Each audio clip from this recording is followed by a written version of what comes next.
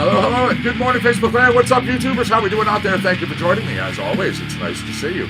Connecticut Medical Marijuana Clinic, Compound Concentrates and Coffee, your SunDaze edition. We are here, we are up, we are on the air. What is good? How's things?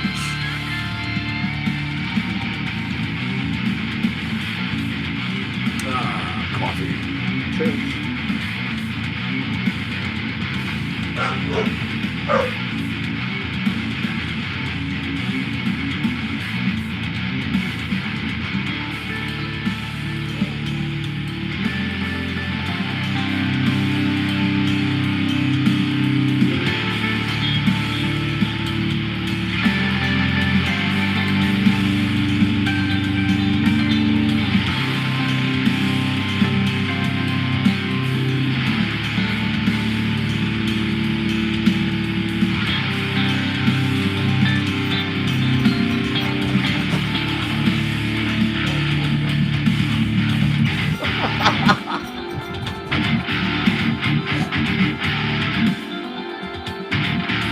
So, come on. Let's go.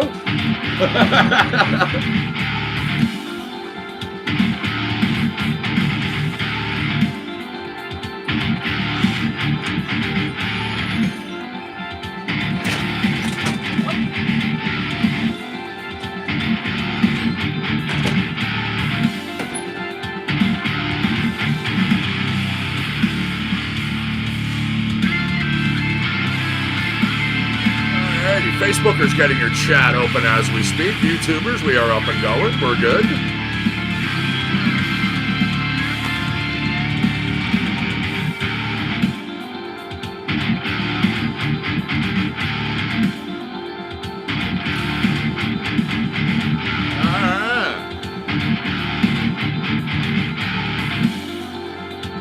Going to be sharing out the show. You know the routine, the way it goes every morning.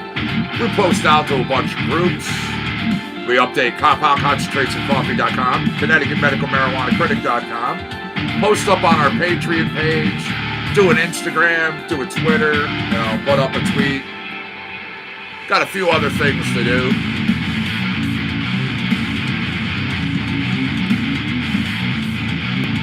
Good morning, Diana. How are you, my friend? Nice to see you over here in YouTube land.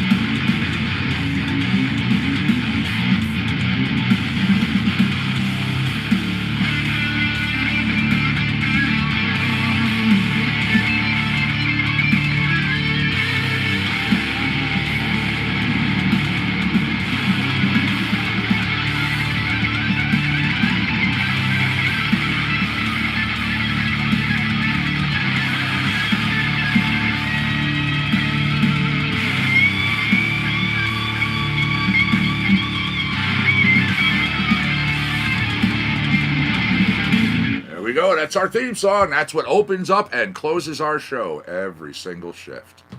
I hope everyone's had a good night. I hope you're having a good start to your day. I mean, it's almost 10:30. So, should be underway, yeah? I mean, it's the weekend. If you're just lounging around, that's cool. To me, the hardest thing to do is doing absolutely nothing at all. Absolutely. Let's go, Buffalo. We are on a roll. The boys are doing really, really well, boy. I've been saying it, and people know it. I come down on them when they do wrong, and I'll talk about it and point things out. And I give them, I give them credit when credit is due. And over the last few years, I have been watching this franchise, this team, rebuild, come together as a collective, not a bunch of good players on the field. Nothing wrong with having good players on the field if you just want to be out there playing football. Quite frankly, you're in the NFL. If you want to be playoff material, if you want to be Super Bowl, you need to be a team. You need to be a cohesive unit. And this is what they've been doing. So I'm very, very happy with it. All right, let's see. How are you, John? Nice to see you over there at Facebook Land. Thanks for joining us today. All right, Austin Shane Roberts. Tune's called Alcyone.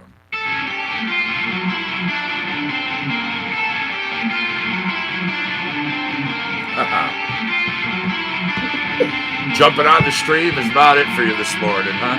Hey, nothing wrong with that. Yeah, I still have my coffee here for my first cup.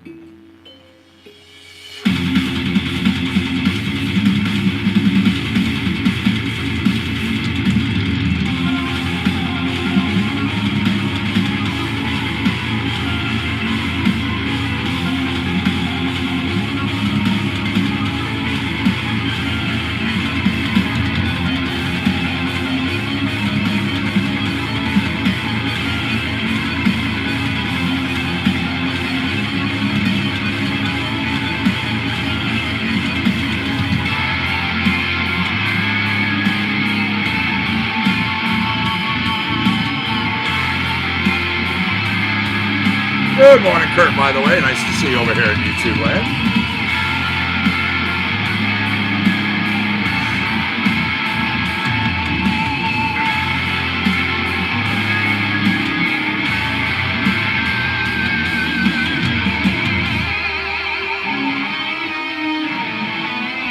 Forbidden's nice. Absolutely.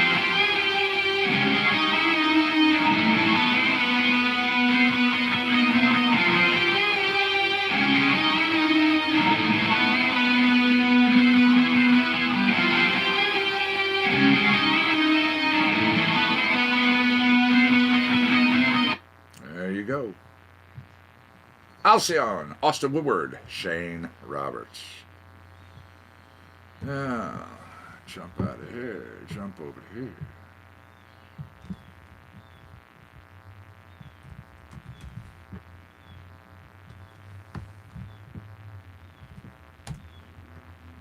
All right, little Lance Tabor, little R&B. Lance says, stand up. Dig.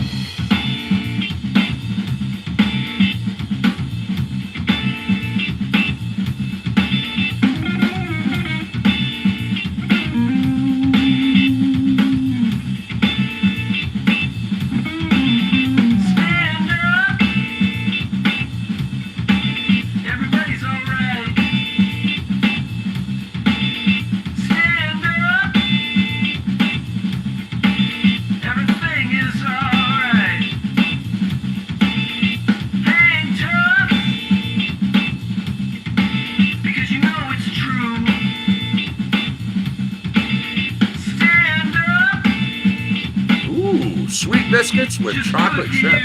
Yes, please. Yeah. Dig.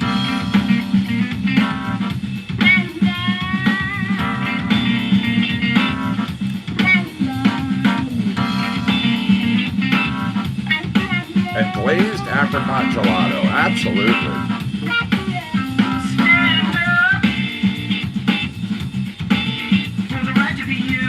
I mean, gelato. You know? Stand up for the right to be me too. Hang tough. We gotta push it on through. Stand up because you're taking the groove. Yeah.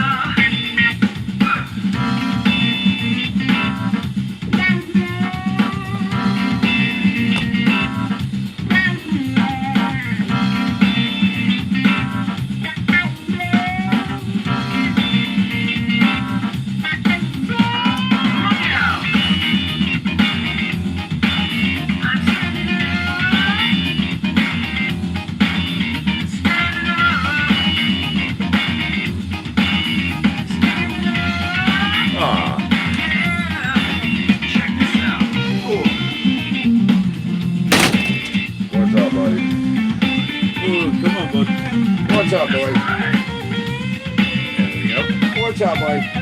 Huh? He also walked around and peed on everything. Well, when you gotta go, you gotta go. I mean, then again, it's only so much pee, and then of course marking. Yeah. Yeah, he was barking the hell out of us. Yeah. Hang tough. Because you know it's true. Stand up.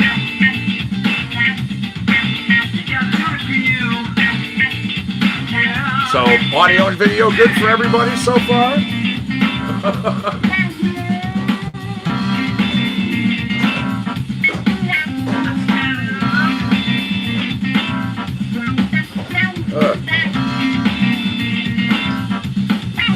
Take it out.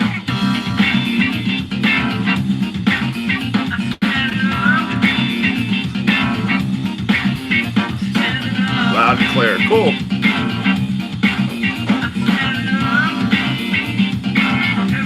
Thank you, YouTubers.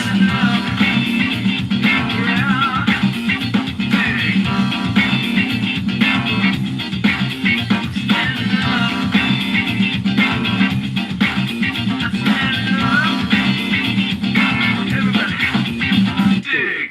All right. In between this track and the next, it is currently 31 degrees on the grounds of the compound. It's 10:40. 31 degrees on the grounds of the compound right now in Orange, Connecticut. It's 60% humidity. There is 3-mile-an-hour winds, so not too bad in that regard. However, starting your week out, I hate to say, and I hate to do it this way, but you're going to have some rain. That rain's going to transition into Tuesday, but the temperatures, believe it or not, are in the upper 50s, possibly even tipping the 60s. Then you better be prepared because we're going to go from 60-degree weather into low 30s the very next day. Talk about bipolar bitch, Mother Nature. Don't talk about rain from now, man.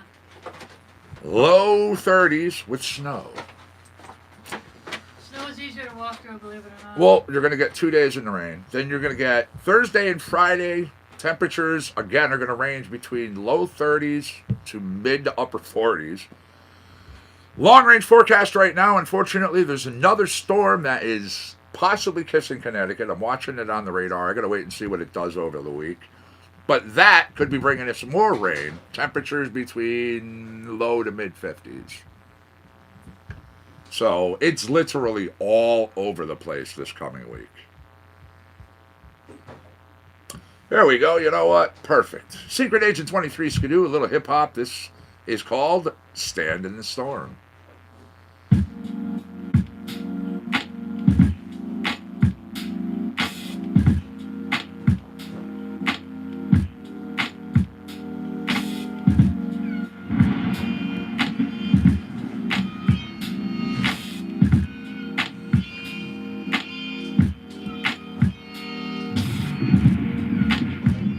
I used to care. I just don't care.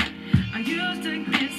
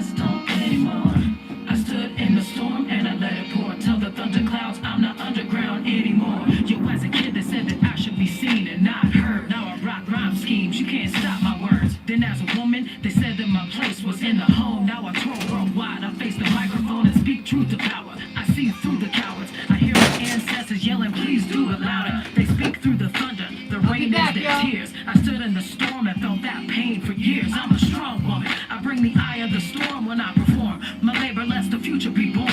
And yes, I'm hard-headed, so I smash glass ceilings and don't really care if gatekeepers catch feelings. It's time to rearrange and correct the course. Connect with the life force and respect the source. Either open up your heart to what the feminine brings or get knocked off your throne when the pendulum swings. Yeah. I used to care. Now I just don't care. What's that, buddy? I used to That's get our face. so Here, scared. that's our face. Now I just don't care. I know I'm breathing. Now I just don't anymore. You never know what you're ready for. It's going to be hat and glove weather, then it's going to be warm, then it's going to be cold, then it's going to be kind of warm, then you're going to have rain. I used to get so Yeah. now I just don't care. I know I'm breathing. Now I just don't care. I stood in the storm and I let it pour. Top of the clouds, I'm not underground anymore. There you go. Stand in the Storm, Secret Agent 23 Skidoo. Now, little Nico Fuzz, this is When You Stand. Yeah, that's right, the Lost Track. Now, Lost Track of who? Come on, you'll know when you hear it. Yeah, the Lost Depeche Mode track.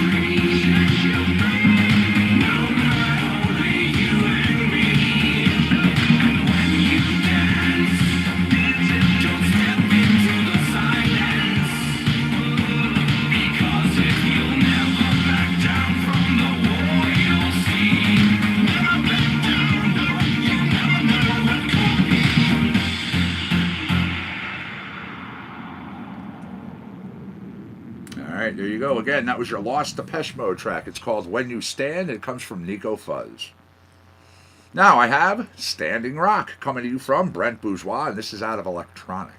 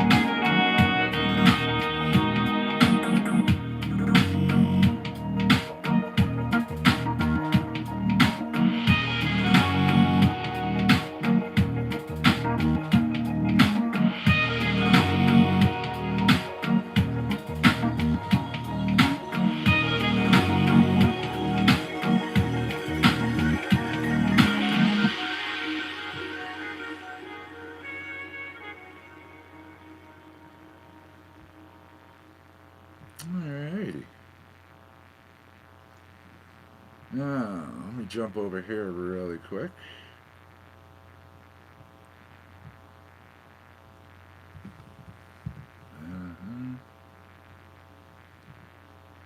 There's this one. There you go.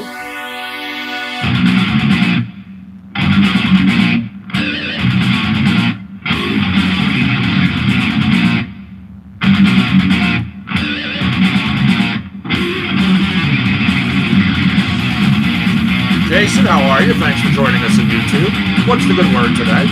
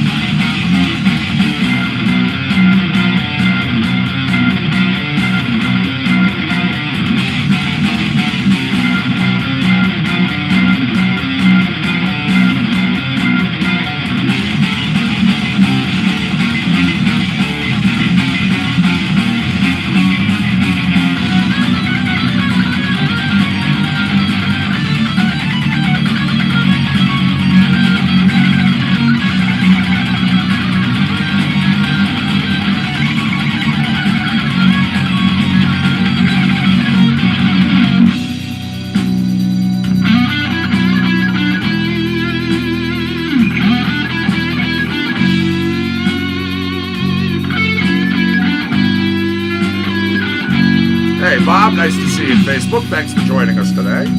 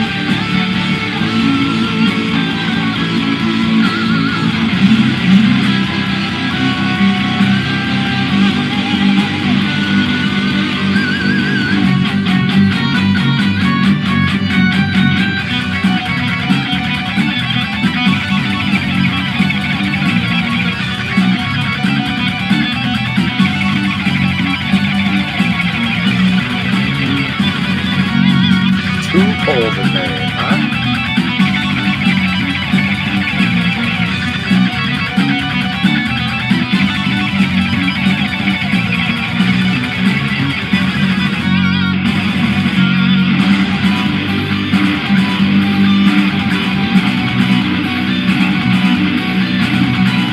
Oh, yes.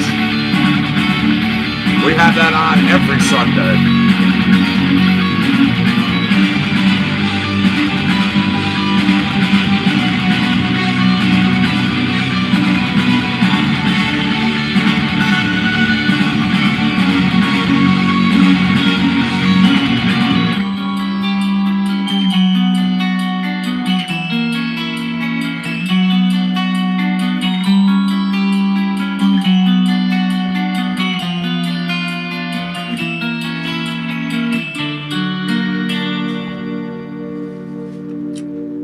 Alrighty. Now, little news of the dot dot dot dot.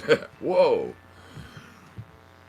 How many people heard about this? The banana that was taped to a wall called a piece of art.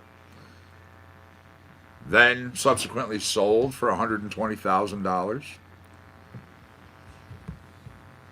Do you know there was a gentleman who walked through the art exhibit in the gallery. All right, 1:45 p.m. in front of a convention center full of art lovers. New York-based performance artist David Datuna ate the banana. The gallery representatives were telling the Miami Herald. He himself called it hungry artist. Now, a dismayed Peggy partner at the gallery frantically tells Datuna, but you're not supposed to touch the art. Gallery reports the incident to security. Datuna, though, had managed to slip away.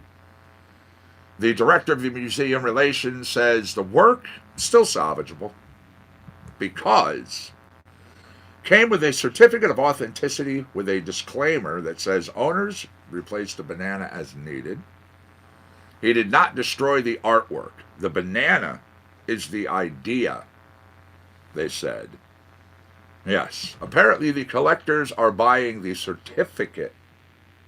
The banana itself not made to last as part of the exhibit.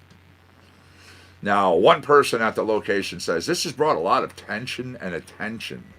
A lot of tension and attention to the booth, and we're not into spectacles. But the response has been great. It brings a smile to a lot of people's faces. Now, the gallery owner was on his way to the airport when he heard about the banana being eaten.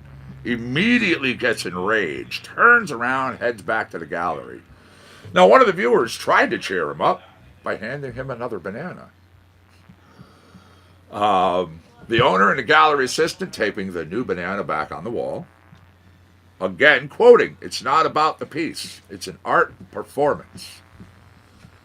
Now, one individual saying, I love him. One artist eats another artist. It's fun. The artist behind the 18, Caitlin was one of the ones involved in this whole thing, is the artist's name. The person behind the 18 karat gold toilet. Yeah, that toilet was on display in a public restroom in the Guggenheim in New York City in 2016.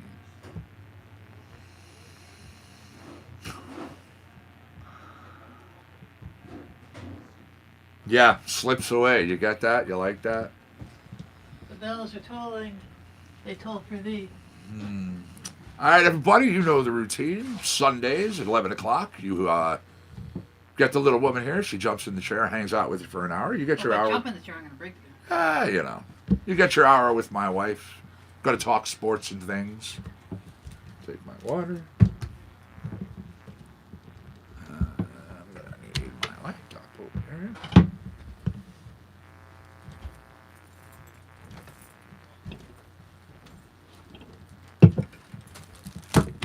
Well, you do have Facebook open. I couldn't find it.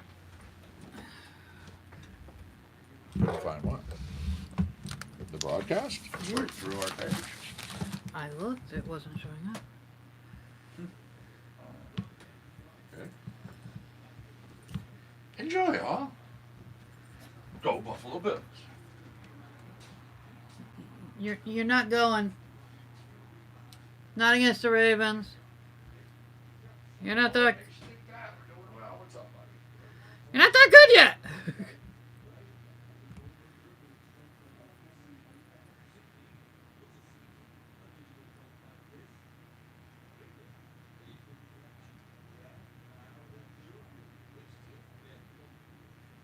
So how are we all doing today, everybody in that wonderful world of Nod?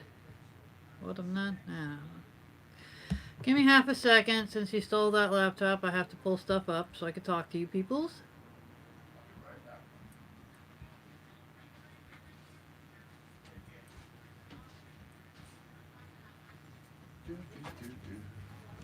Don't you do it, man. Don't you do it, man. Somebody's chit-chatting. All that chit-chat's gonna There we go. Got the doggy's ball.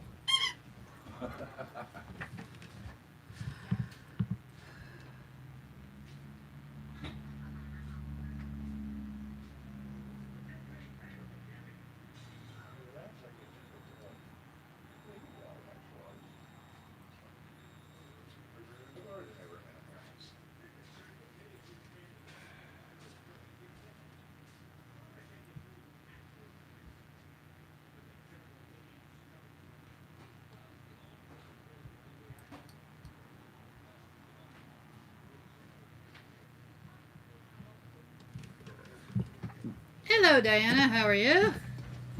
And hello, everybody else. Boy, he just can't stand to leave me in charge. He's just... Because they're coming. Of course I'm talking. I know. All the bye weeks are gone. There's some football to be played. And I am loving every second of it because we are running out of game... you know... We're getting late in the season, and you know that makes me sad. But I'm going to enjoy every moment of it while we have it.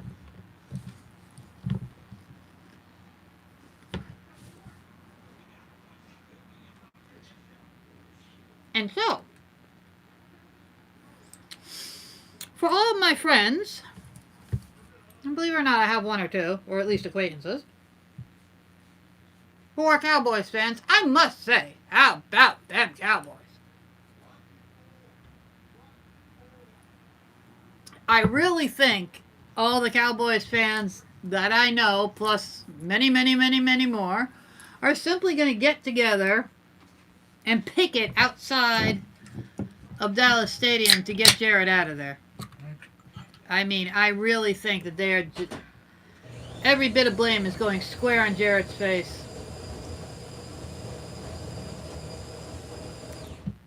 And honestly, from what I see of him of him coaching, he's not doing a whole hell of a lot to help everybody's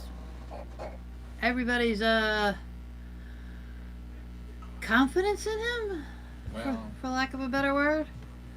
I mean, they're not very confident. They are not happy. I'm gonna have to say.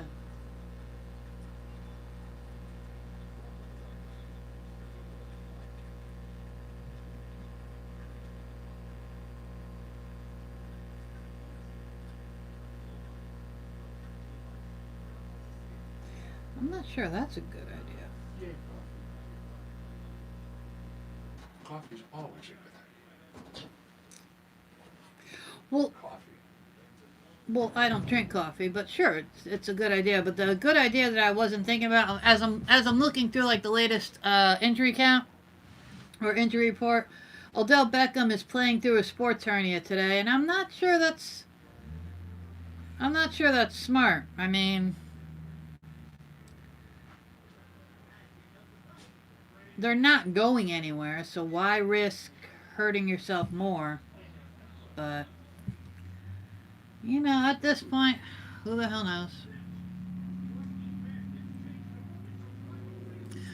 So speaking of games, Diana, how are you feeling about seeing Eli back on the field? Are you happy or are you beating your head against the desk? Either one could happen.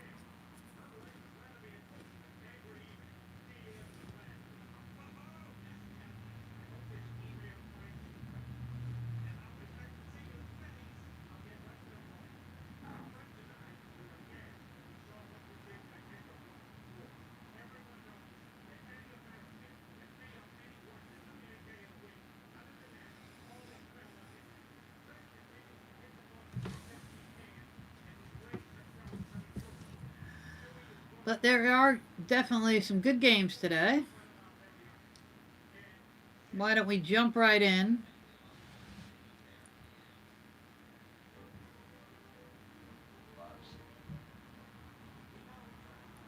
Look at some of the headlines, some of what's going on before we get into our predictions.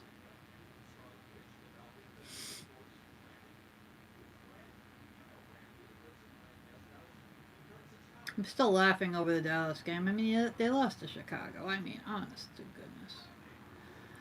Honest to goodness. Goodness gracious sakes alive. I'm also looking, I have an idea of who I want my bookie bet to be. There's two, actually, and I'm trying before I make my predictions. I'm trying to see. I mean, I'm pretty sure I got my guarantee pick of the week. I think. I mean, my guarantee picks have been a little sketchy.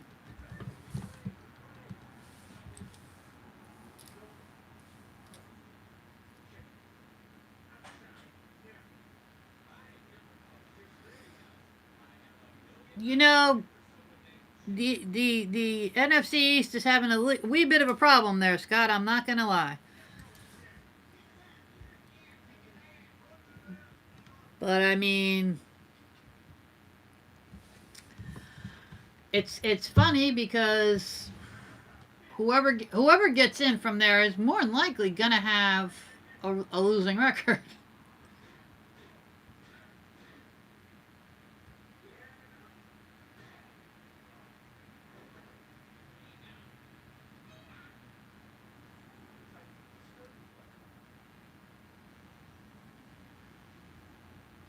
I mean, let's go with that. Let's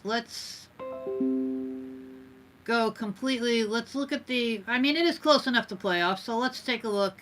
A good strong look at what the playoff picture is looking at. Hey, Bud Rich, how are we doing today?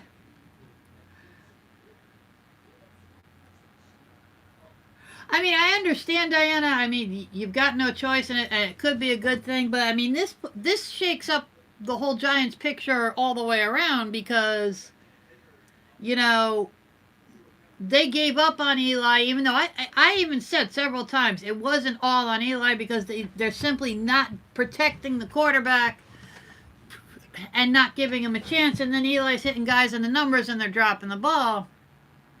And the best thing Yeah, he's starting because the rookie's got a high ankle sprain, and if that kid is the future, you don't want him to totally fuck up his ankle. I mean, honestly, and why push him at this point? But I mean, this is an interesting thing because there are 4 more games, right? What the hell week are we in? There are 4 more games. Let's go a scenario. If Eli wins out, then what happens next year? If Eli wins out, then what do? Do you go with the rookie? Do you stay with Eli? Do you give Eli a year contract? Because if memory serves, this is Eli's last year under his contract.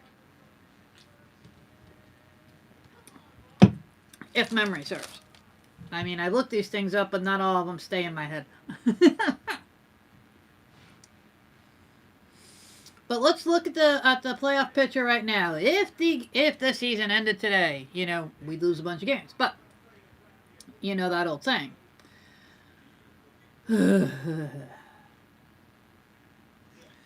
Right now, I mean, not surprisingly in the AFC, the top 2 seeds, the Ravens are the number 1 seed, and the Patriots are the number 2 seed. The wild card round right now, Steelers, Bills, Texans, and Chiefs. Going to be a big game today because the Chiefs are playing the Patriots.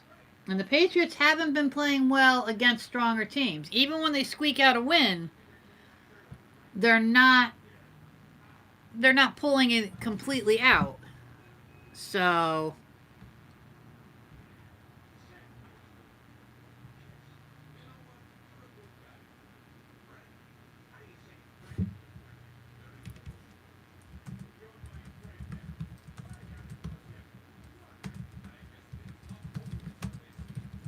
hang on.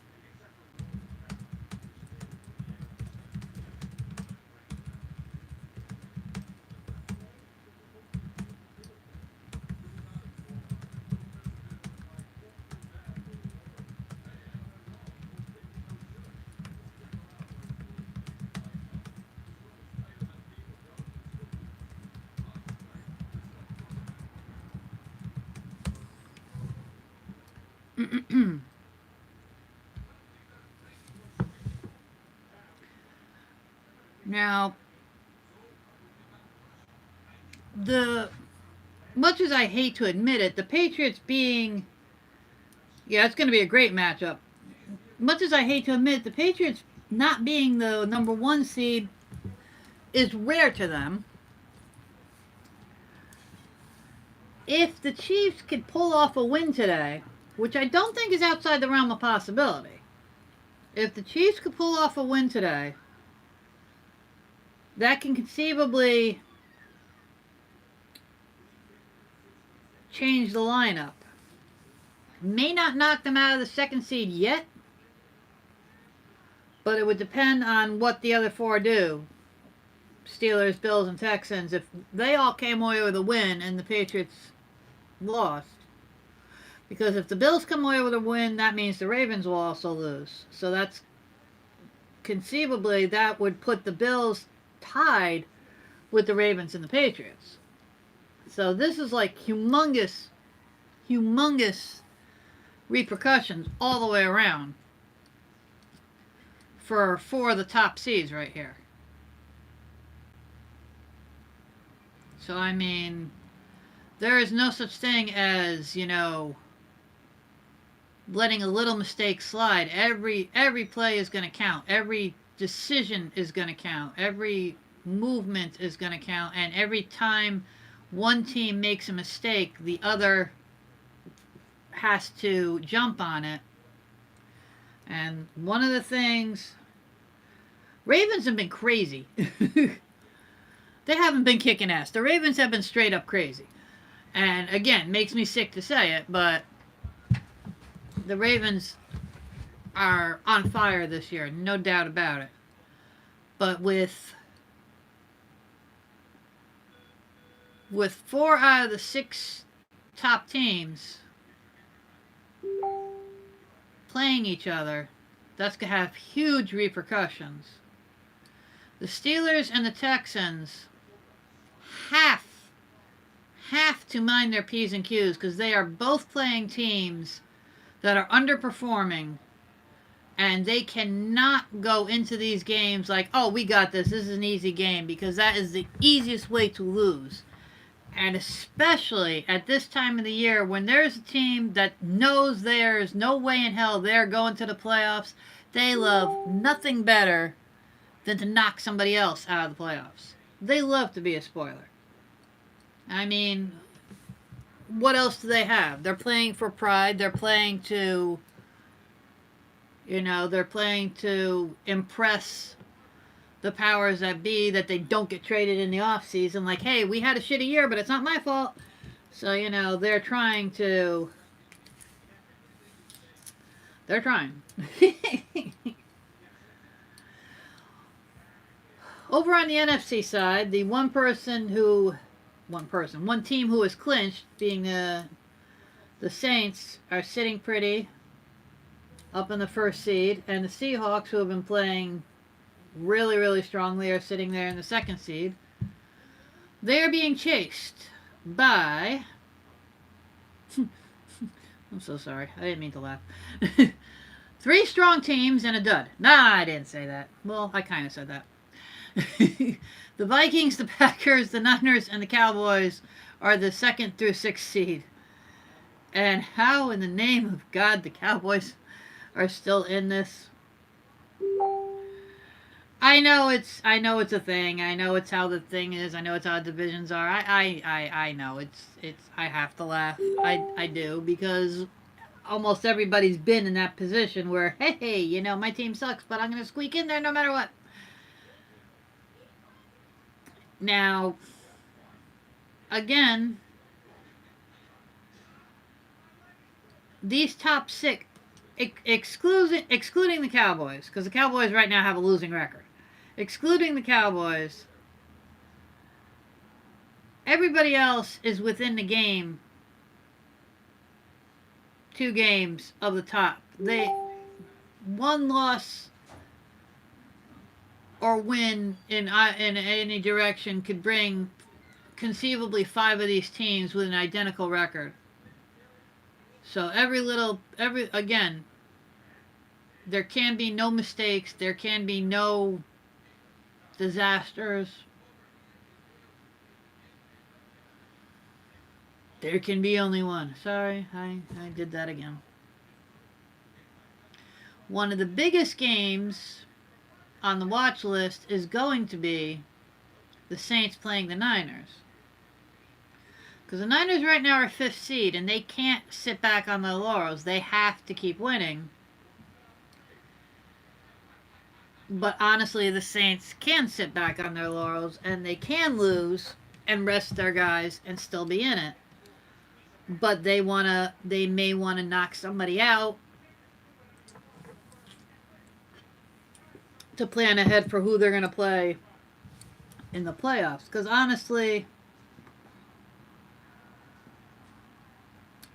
whoever comes up, be it the Cowboys, be it the Eagles,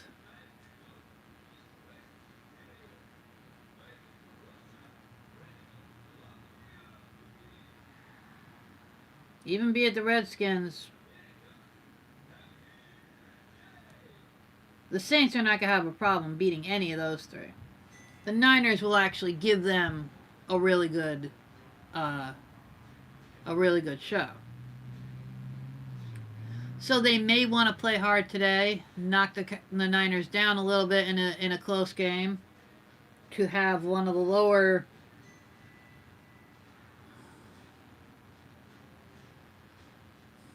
Because honestly, including the Cowboys, there are 7 teams that are technically still in the hunt, and not one of them is at 500 right now. Well, no, 2 are. Sorry.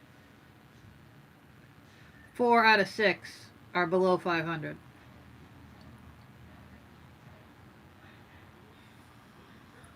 So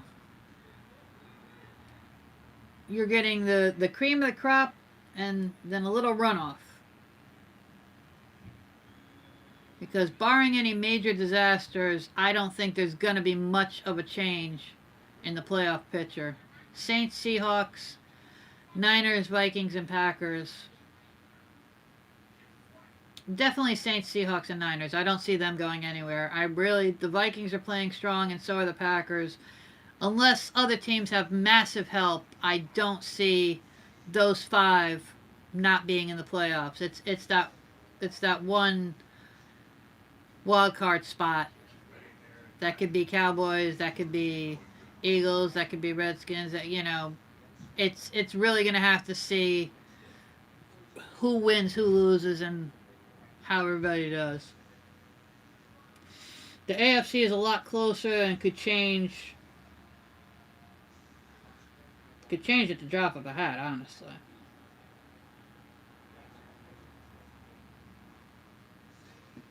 I mean, there are still eight teams on the cusp waiting to get in.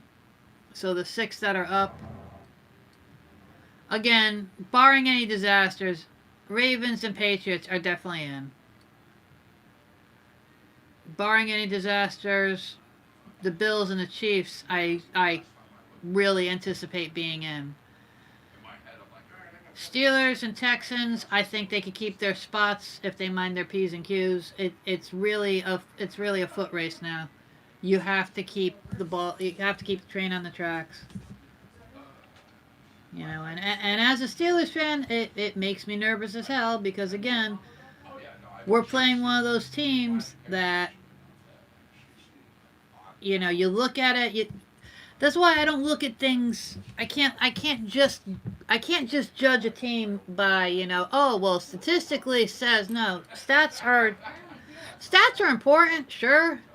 I mean, don't get me wrong, stats are great, but just like managing a company, you could look at something on paper and you have to know the guys and gals that are working for you to know if they're going to work, not just what their resumes are. And it's the same thing with statistics in football. Their stats are great, but there are a few things that go into it also that make the changes. So,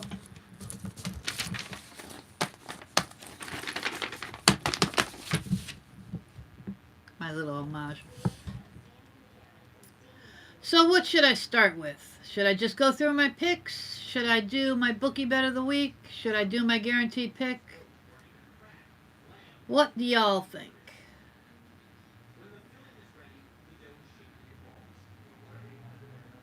Because my bookie bet of the week isn't massively exciting, but it still falls under the criteria, I would say.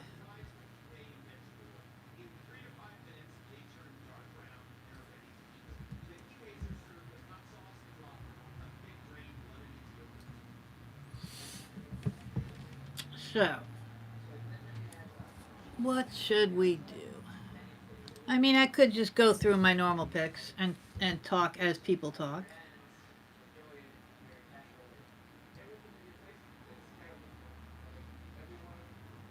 Oh, well, that stinks. What happened to your TV? Did you get mad at a football game and throw something at it? I've done that. Haven't broken the TV, but I've done it. I'm usually smart enough to throw a stuffed animal.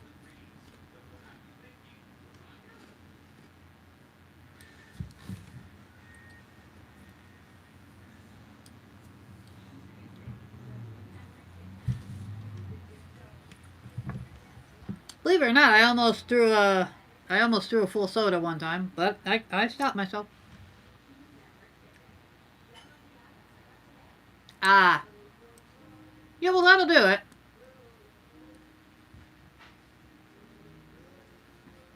Most of the games are usually streamed online, or if anything, you could go to NFL.com and they, you may not be able to watch the game itself, but they, do live scores and stuff.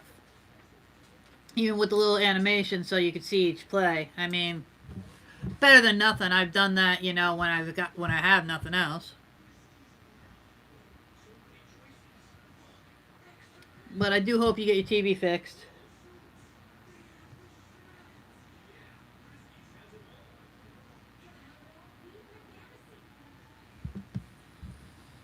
Well, definitely hope you get that fixed soon because TV is my friend. I don't like not having a TV.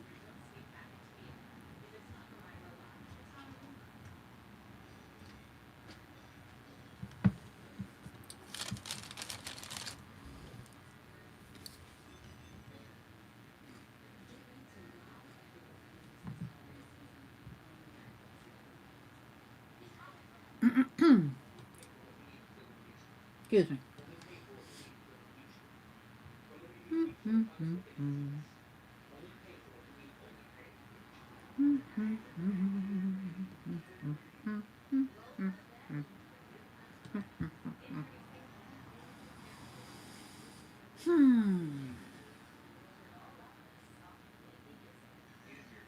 Alrighty then.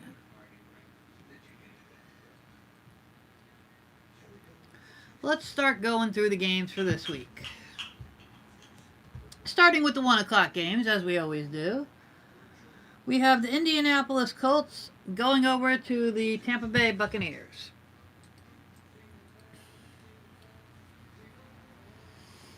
These are, again, I've said a couple of times, these are both teams that I feel this year are really underperforming for the amount of talent they have. I think they should be doing better, and they're just not consistent.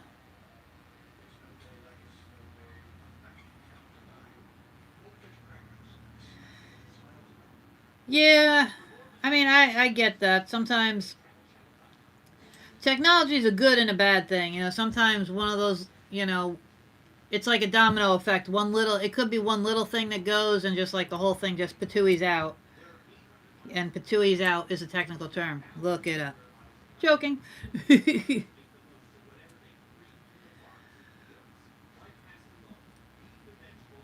But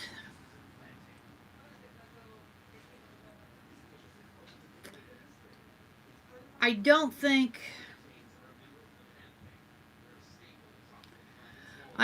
either of these teams have thrown in the towel. They are statistically in it, although way out on the cusp.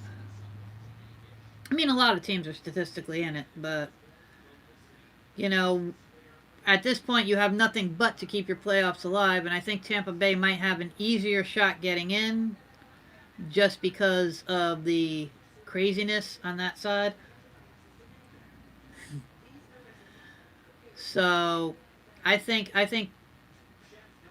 it's going to be a close game, but I think we're going to go with Tampa Bay with this one. I think in this case, I think we're going to take them because it's close, and I think their home field might give them the little extra edge they need because both teams are now in desperation mode, and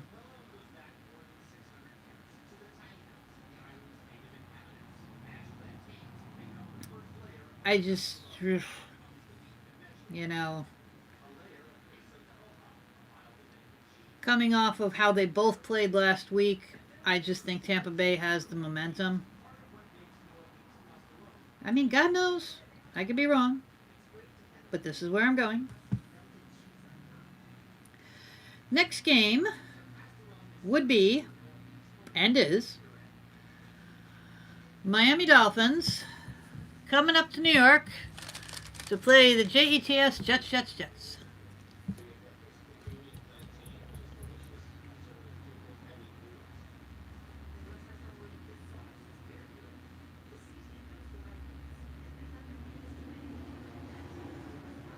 I can't help but notice that straight up last week when I said that I thought about giving Miami the nod that they were going to pull it out of their ass, I didn't, and somehow they did. And I still don't know who to credit with that. Do I credit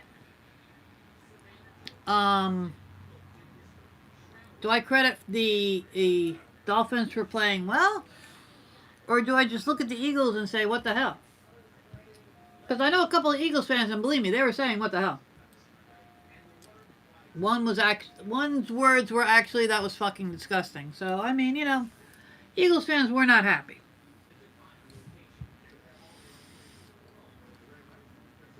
But as entertaining as that was,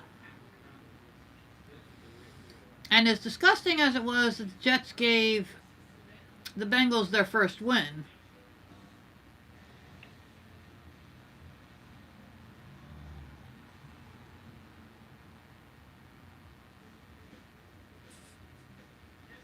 yeah, brisk is one word to call it.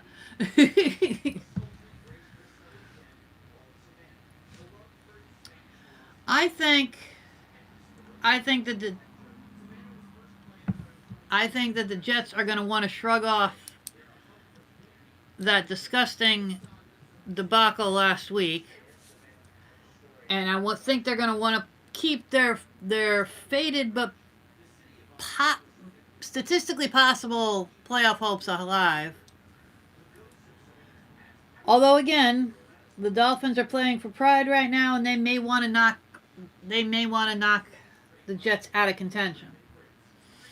I don't think the Jets are going to allow that. I think the Jets have something to prove to the Dolphins and to everybody else, so I'm going to take the Jets over the Dolphins.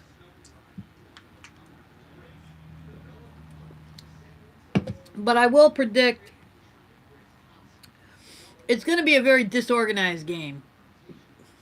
And by disorganized, I don't think either team is going to be dominant. I don't think either team is... I think if you could predict mistakes, I think that's what I'm doing. If you could predict it's just going to be an ugly game, I think that's what I'm doing. Not necessarily on both sides. I think the Dolphins are going to be making a lot more mistakes than the Jets. But I still think the Jets will come out ahead.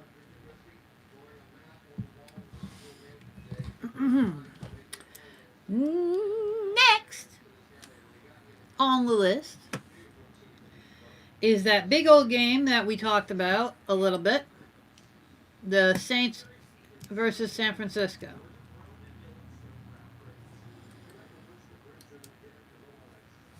Right off the bat, I'm going to say this one should be a high-scoring game just because of the offenses of each. They both have great defenses, to be certain, but both of their offenses are good at getting around good defenses, so I think it's going to be high-scoring. And honestly, this one is hard to call because I honestly don't know.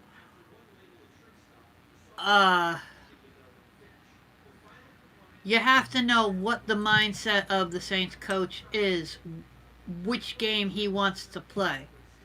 Does he want to play hard to,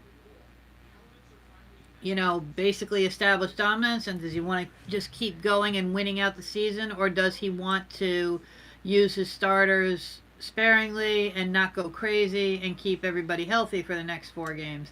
And that's an important decision. I mean,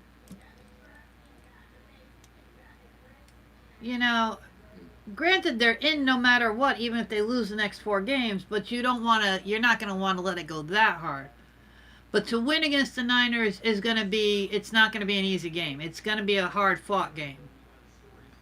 So I'm going to go on the assumption, because I have to pick one way or another, because it's going to affect the pick. I'm going to go on the assumption that with 4 games left, they're still going balls to the wall, and they still want it, and they still want to win.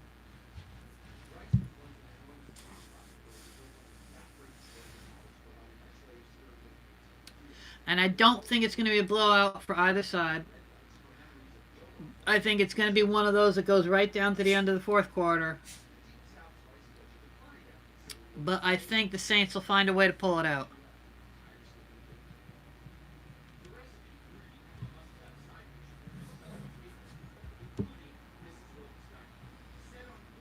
And again, this is going on.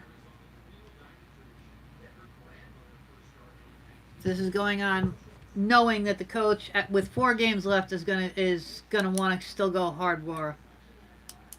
If it was the 16th week, Probably not. I think at week 16 he may, back it off a little and accept the loss more. But, 4 games, I think he's going to still want to win and still keep the position and still keep what he's got. So that's where we're going with that one. Now, this next game was almost my bookie bet of the week. Almost. I told you it was between 2. This game is Detroit at the Vikings.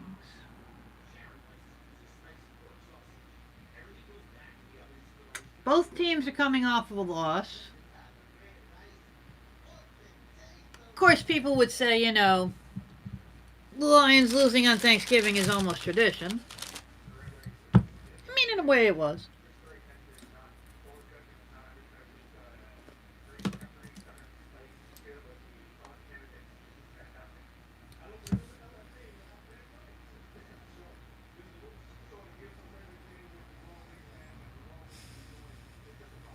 But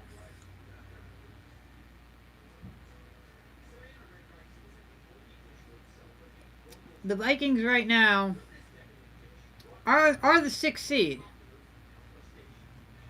Last week's loss, even though it was to a strong Seattle team, that put them in danger territory. I mean, again, somehow, because of, NFL math, which really has to be related to postal math. It really just, it has to be somewhere related to postal math. But inside joke, my coworkers would get it. The Cowboys right now are projected the 4th seed and the Vikings are the 6th seed. Now, does that just really seem fair? Of course not. But it is what it is. Some things in life don't seem fair.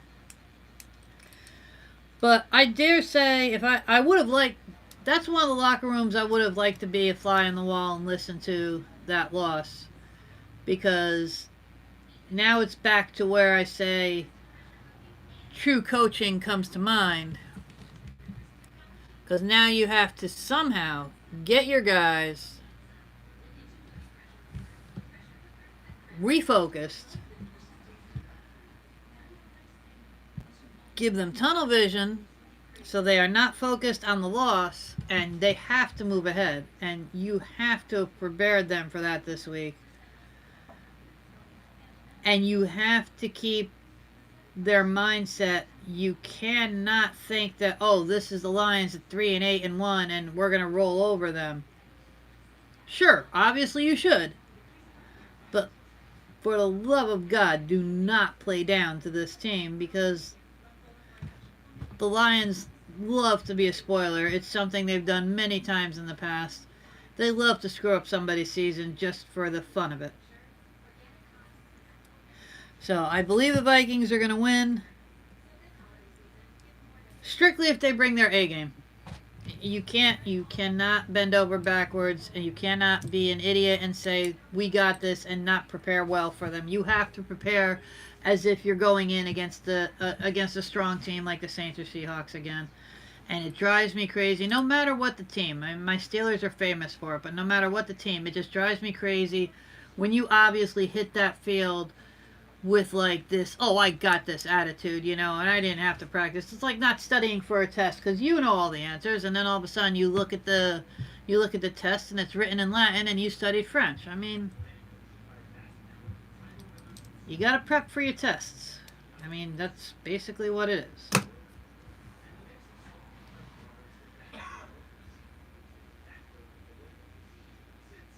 Next game, Denver Broncos, Houston Texans. Again, Texans right on that cusp.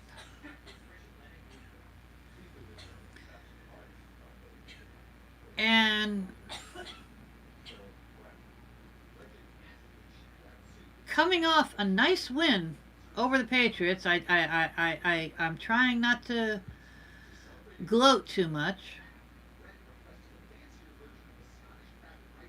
I'm trying. I am. probably not succeeding, but I'm trying. But again, you cannot downgrade who you're playing to either. I mean, the Texans are playing strong. They beat somebody that's statistically ahead of them in the standings.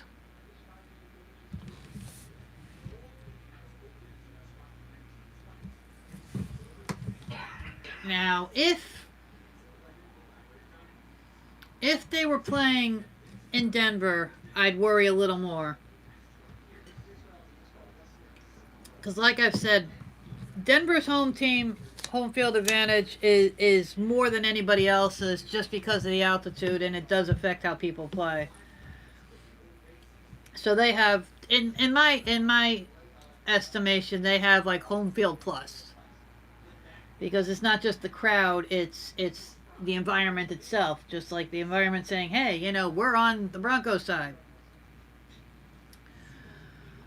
But coming up, the Texans should still have that high from last week from taking down the Patriots. They really should. They should be able to do this with no problem. Again, so long as the coach kept them on the field, kept them on the track, I am taking Houston. Now, here's where it gets dangerous. Because I'm giving my guaranteed pick of the week. 3 out of 4 times I've cursed teams when I do that.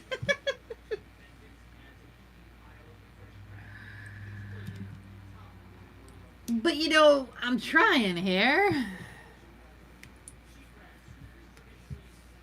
I honestly think the guaranteed pick of the week, because there's so many games that are just going to be close, and there are so many games that could, you know, go either way, even though obviously you have to pick one or the other. There are so many games that, with such talent and such close proximity,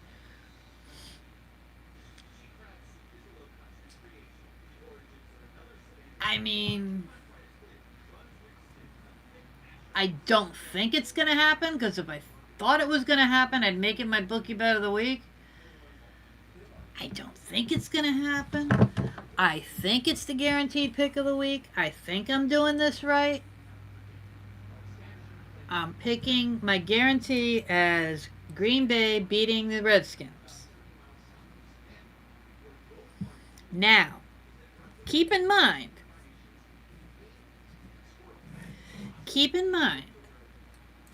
Green Bay needs to keep winning to stay in 3rd seed minimum.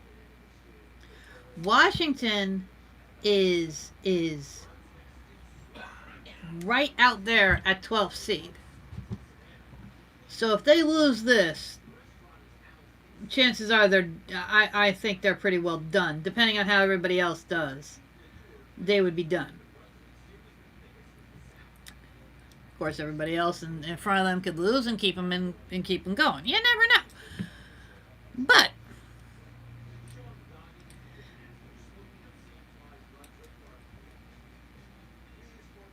I don't think, even though they need the win, I don't think they have the organization. I think the Redskins, I think the Green Bay Packers' one screwed up loss was a couple of weeks ago, where Aaron looked so lost on the field. I mean, granted, they were playing to a good team, but I think certain teams, you have that 1 week where, you know, it's like, what in the hell is going on? And that was when the Niners beat the hell out of them a couple of weeks ago in week 12. And I think that was Green Bay's one. Oh my God, what am I doing? Now, what are you laughing at, Diana?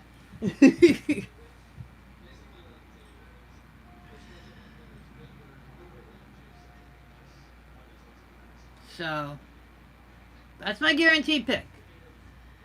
If Green Bay loses, then my curse is like a real thing. Because then it would be 4 out of 5 times my guaranteed pick, screwed somebody.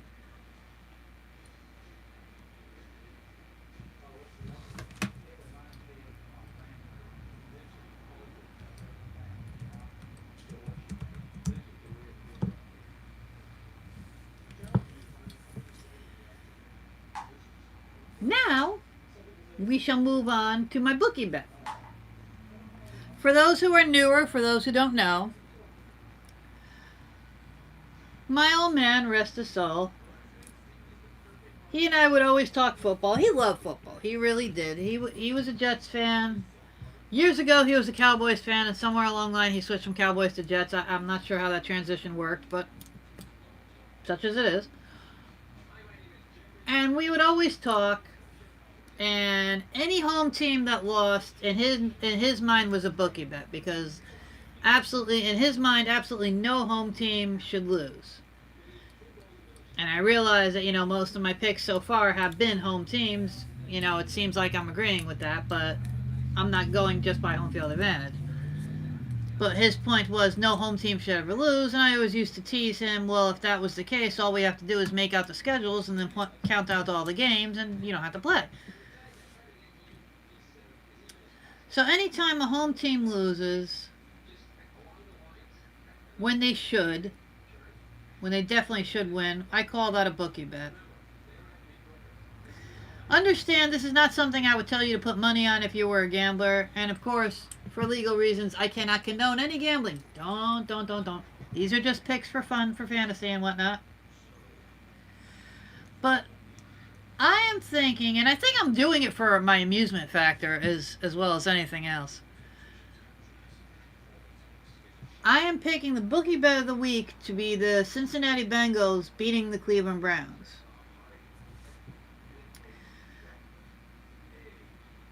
Multiple reasons. Number one, I've said it throughout the season. The Bengals they're a better team than their record. I mean, it just sometimes seems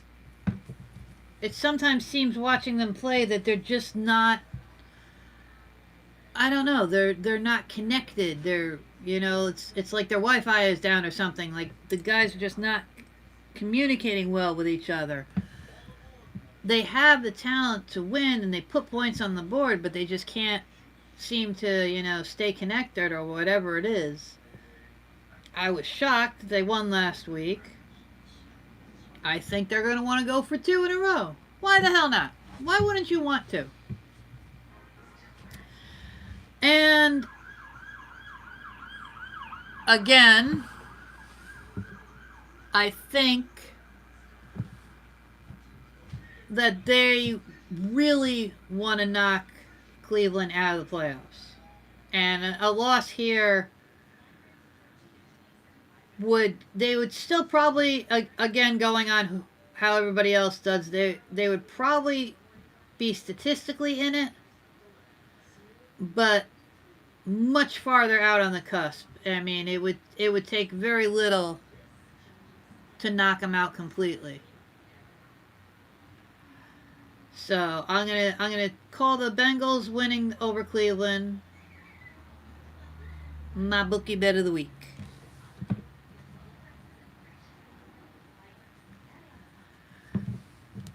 Now here's another big game. The on fire Baltimore Ravens going up to Buffalo to play the Bills.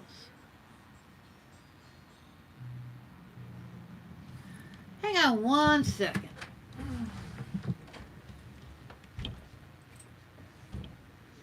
Is Alexa working?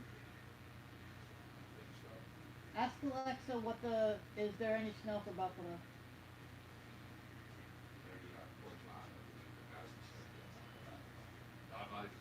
I don't use personal. Alexa, is there going to be snow in Buffalo today?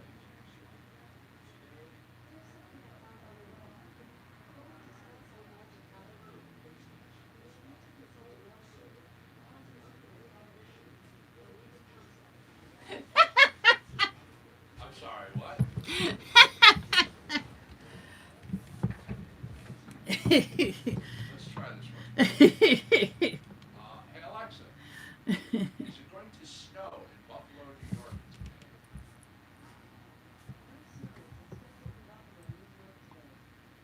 Needed to be a little more specific. Here you go.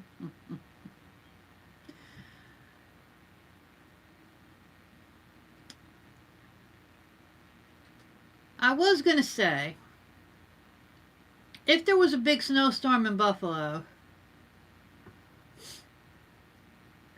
that would have helped the Bills a lot. Because the Bills, they live for that stuff. I mean, snow is so normal in Buffalo that it doesn't faze them at all. I mean, the Ravens are from Baltimore. It's not like they don't know what snow is. But it's not, you know... It's not, oh my God, what should I do? How will I survive?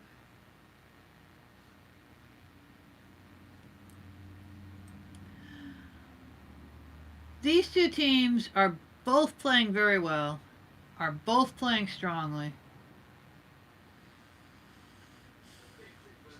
I believe both are going to be in the playoffs. But both can't win. And if they tied at this point in the season, I'm pretty sure I'd laugh hysterically. But I don't. Every week I am just disgustingly impressed with Baltimore's quarterback. I mean, just disgustingly. This kid could scramble. This kid could do pretty much all he needs to keep his team winning. And while it could be a playoff preview, I think Act 1 is going to the Ravens. I mean, sorry to say. And again, I hate admitting when the Ravens are doing well, being the rival that they are to my Steelers, but I'm taking them.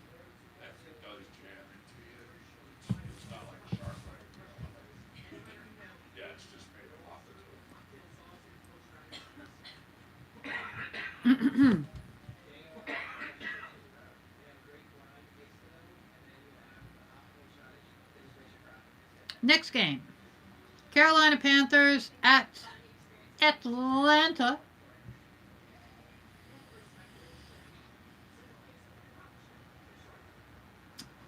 Falcons coming off of Thanksgiving loss to the Saints, which, I mean, I don't think that surprised anybody. And the Panthers coming off a loss to the Redskins, which I think surprised everybody. I don't think lightning is going to strike twice. I think Carolina was stunned and annoyed. And they are going to be basically in desperation mode. They have to win. They're not going to let a weak Atlanta team. They're not going to let a weak Atlanta team knock them out. If they don't make it in, it's not going to be from this week.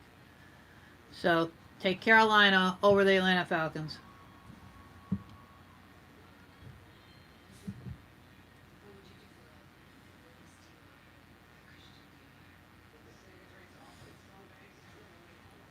Well, here's a thrilling game for all. Los Angeles Chargers and the Jacksonville Jaguars. Both teams 4-8. Both teams statistically in at 11th and 13th seed. Both teams not playing good.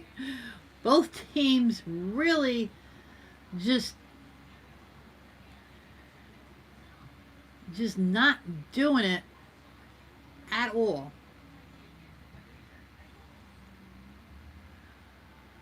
But going between the two,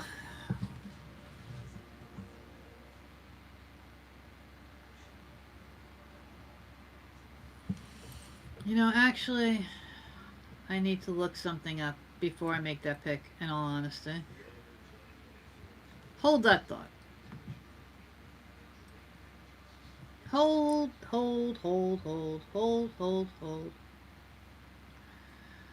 Because there was a question on who was starting, and that's going to make a difference.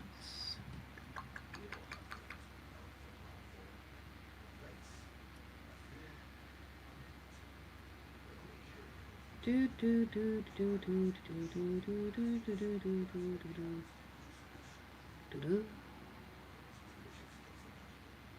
Do do do do. Do do do do do do do do do do do do do. Boop.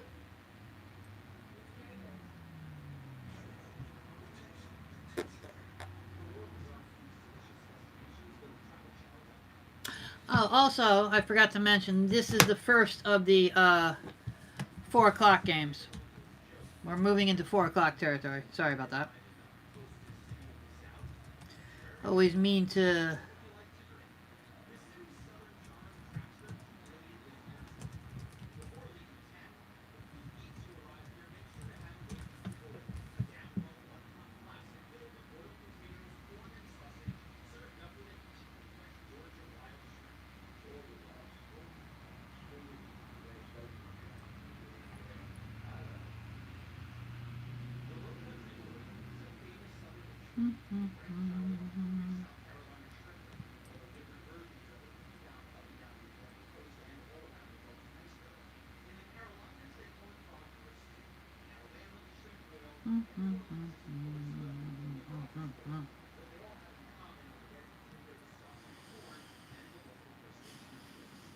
Alright, going over what I could see.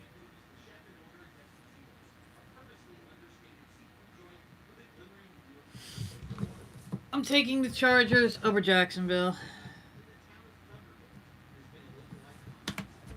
Devil take it.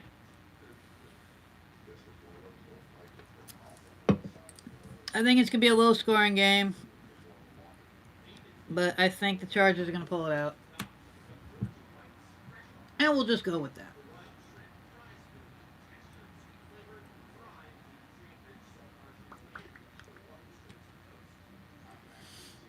Next 4 o'clock game would be Tennessee and the Raiders. Tennessee is 7th seed. Raiders are 8th seed. This is not a non-important game.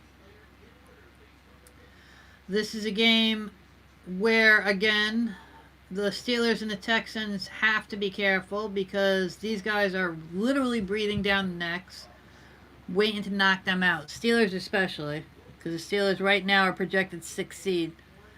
So we need a cushion, like, badly. We need other people to lose so that we can get a little more comfortable. I don't like this holding on by the skin of our teeth thing. I mean, we've done it many times. We've won the Super Bowl coming in as a 6th seed. So it's, it's not impossible. It's just nerve-wracking and, biting your nails and having heart attacks and having your kids hold you up during Super Bowls. But, true story. But, other than that, in this fight to keep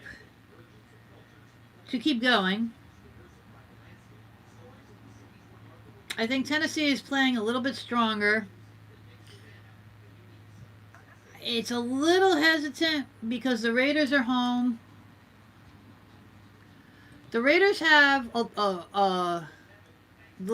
loyal fan base, to be certain, and can make a difference in a game. But I think with this much on the line, and I think the Titans I think they're playing just a little stronger. I think the Titans are going to take this one. I think it's going to be another one that is going to take the full 60 minutes. It's going to go down to the 4th quarter. It may even go into overtime. Mark my words. I'll mark them right here.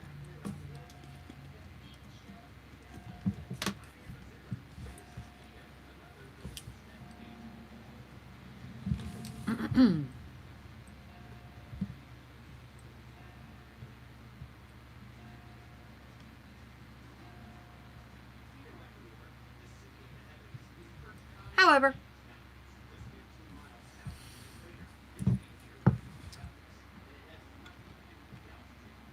yeah, we're gonna call it that.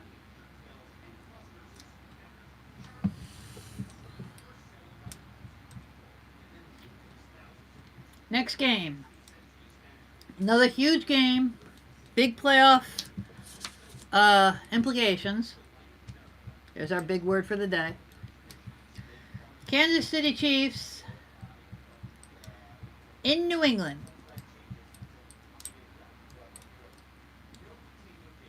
New England coming off that loss. They don't like to lose 2 in a row. I mean, who does? But it usually focuses them pretty well. But I'm saying again, they're not playing really well against strong teams.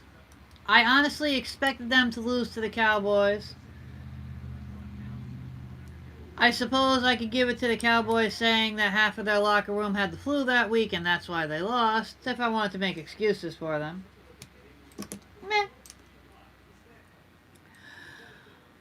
I think the Chiefs have a little more drive than the Patriots. I think the Patriots are having a few more issues than they talk about. And I don't think they're playing well against strong teams. Even when they win, they barely win. Brady's not putting up the points that he's known for. A lot of times, 2 or 3 of their wins were on defensive touchdowns. So, if the Chiefs play error-free ball, for yet another cliche, and stay focused and keep putting the pressure on Brady. Put that pressure on him. Keep him scrambling so he can't do what he wants. Do not let him control the tempo of the game. I'm taking the Chiefs over the Patriots. I think they're stronger. I think by the end of when all is said and done, I think the Patriots are going to be in the playoffs. I don't think they're going to be number 2 seed. I think they're going to be 3rd or 4th seed when all is said and done. I know I am in the minority when I say that. Good morning, Valerie. How are you doing over there? You're at the very end of JC Power Hour. Do not panic. Brian is wandering over momentarily. You'll only be stuck with me for a couple of moments. Next 4 o'clock game. Last 4 o'clock game, because there's only 4. My Pittsburgh Steelers at the Arizona Cardinals. God help my nerves. Yes, I'm taking the Steelers. No, it's not emotional, I'm pretty sure. Yes, the Steelers should win this. And the Steelers are going to win this so long as they didn't do what I said, hopefully the Vikings don't do, and that's play down to a team that they think they should steamroll over. Again, Cardinals would love nothing more than to take a team that is projected 6th seed and knock them out of the playoffs. They have nothing else to do. It is all playing for pride now. And they will glory in knocking the Steelers or anybody else out if they can.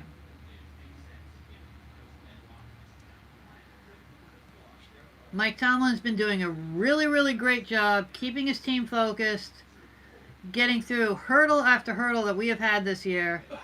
Ben Roethlisberger has been really helpful to not only his backup quarterbacks, but to the wide receivers. He has been a huge influence on the sideline, helping the guys out.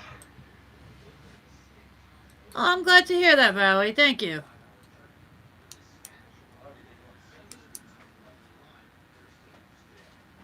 But I do believe my Steelers could do this. They got this. I say that about my Bills today.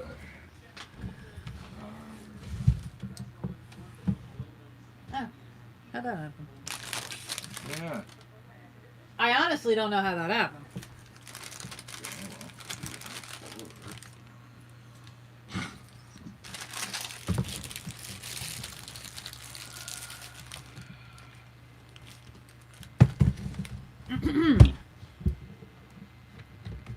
Since you see the big guy right here, and I'm encroaching on his time, encroach.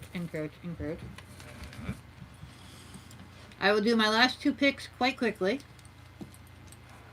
with limited explanation. Tonight's 8 o'clock game, Seattle in Los Angeles. Unless, again, the coach decides to relax his players, which I don't, with 4 games to go, I don't see too much. I think they're going to have no problem keeping the Rams out of the playoffs for this week. So I'm taking Seattle. And for Monday night, you know what? The Eagles have been playing sketchy as hell. I'm giving it to little Eli. Woo! Because even if Eli doesn't want to stay, I'm giving it to him because if nothing else, he wants to basically thumb his nose at the Giants on his way out the door. If he retires, he wants to retire on a high note. And I think he's going to try to win out the last 4 games no matter what. I had one more thought and I lost it. But yes, Giants on Monday. I'm leaving. I'm running away. I'm being kicked out. I'm knocking stuff down. Yep. Destroying shit on her way. You know, I'm a Sagittarian. We're clumsy. Yeah. 1,000 pardons. Have a great day, everybody. And I'm off. What's up, all? How we doing out there?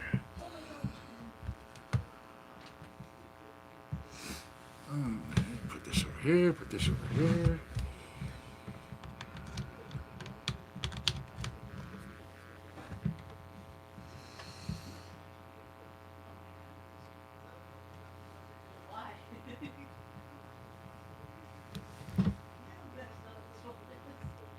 Okay. Going to be getting back into music, of course, since I know for the last hour you've had your break of it. Now, last track we had back there was from Brent Bourgeois, out of Electronic. The tune was called Standing Rock. Now, we're going to go to Kevin Seconds. Kevin Seconds, pop troubadour with a protest singer's heart, a dedicated, prolific folk punk music singer and songwriter. Man's been known to do 10 songs in a week, done this multiple times. Any musician knows it's not easy to write a song sometimes. There you go. This is Up and Standing.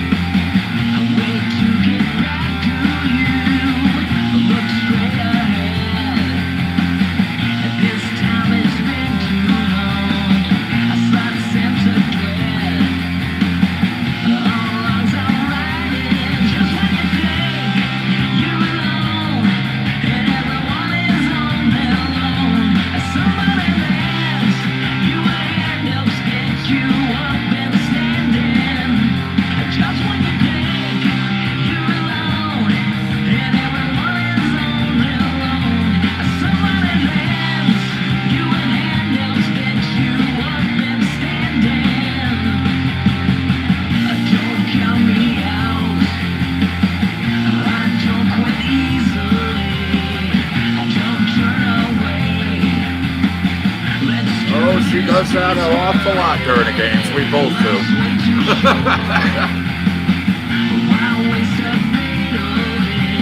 You have to get into it, right? You have to enjoy the game.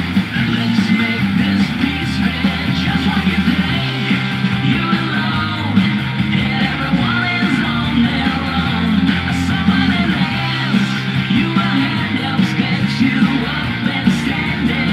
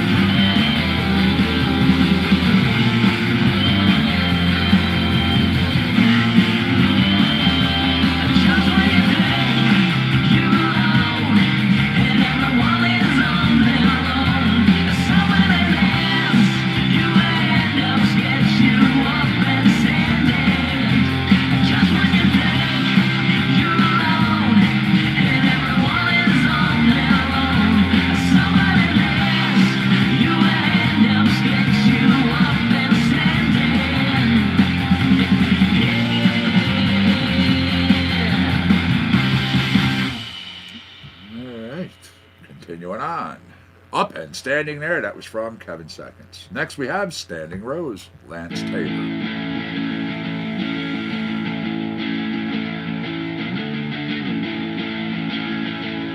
All right, it's 12-12, everybody. 12-12.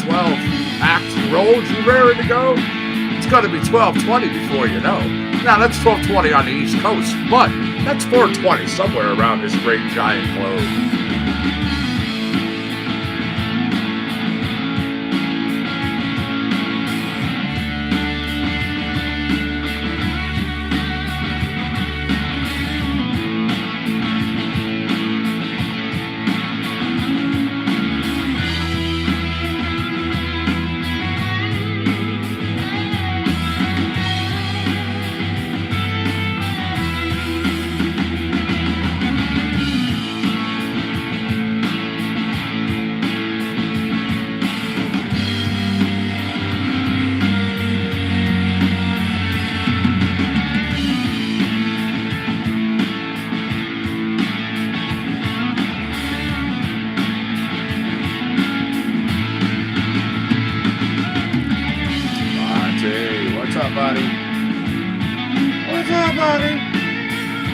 How's my boy?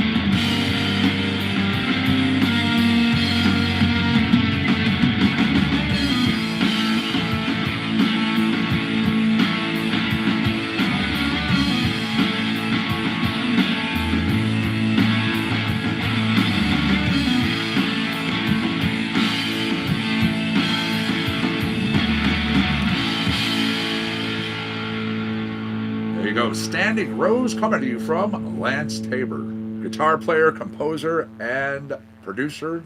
Calls himself full-time pet staff. Anybody who has a furry child knows exactly what he's talking about.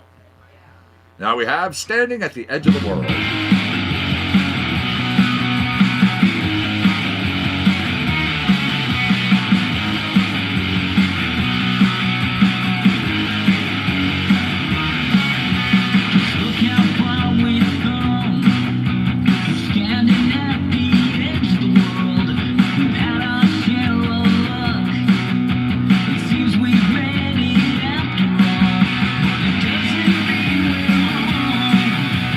Doesn't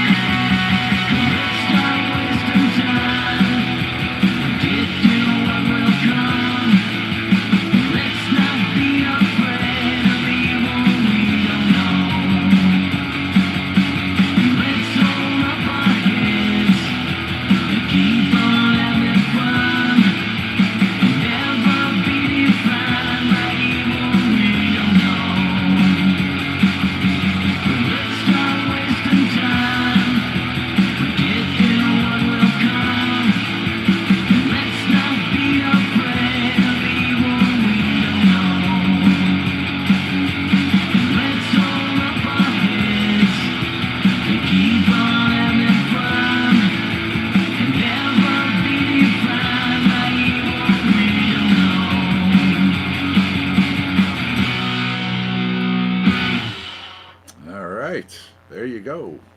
Little standing block there. We had different tracks. We had stuff from Secret Agent 23 Skidoo, Rocky, a little Lyle Workman, some Nico Fuzz, Brent Bourgeois, Kevin Seconds, Lance Tabor.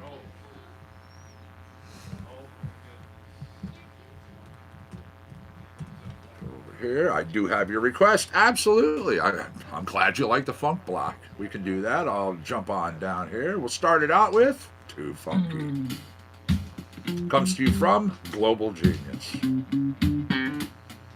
All right, everybody, it's 12:19. 12:19. Are you ready?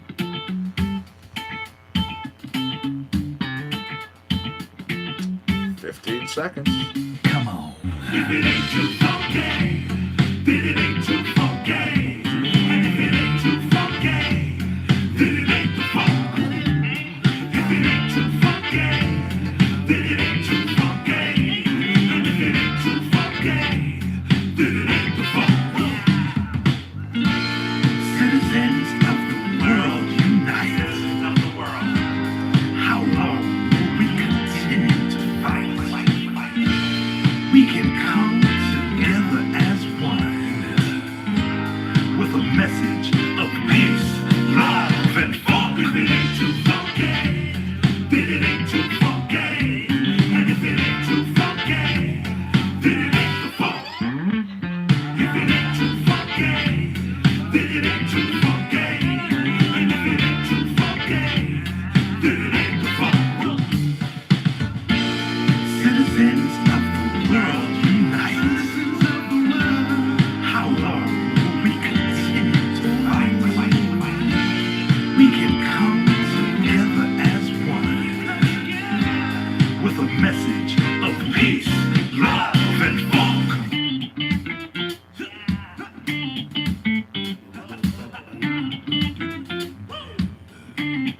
It ain't too funky. Come on. Yeah, yeah.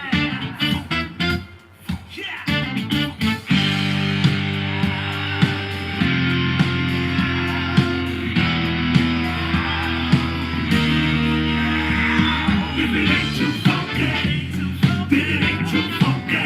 And if it ain't too funky, then it ain't the funk. If it ain't too funky, then it ain't too funky. And if it ain't too funky, then it ain't the funk. It ain't the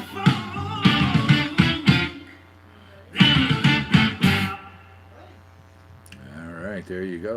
Too Funky starting the funk block. Now, let's hit over here. Little Charlie Peacock. It's New Funk Nation. This features Jason Estridge. Good to see you, Daniel, over there in Facebook land. What's happening? How are things today?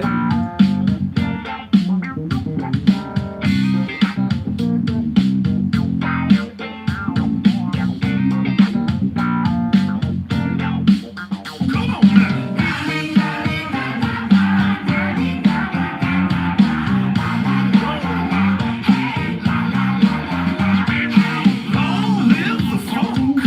Funkin' makes the world go round.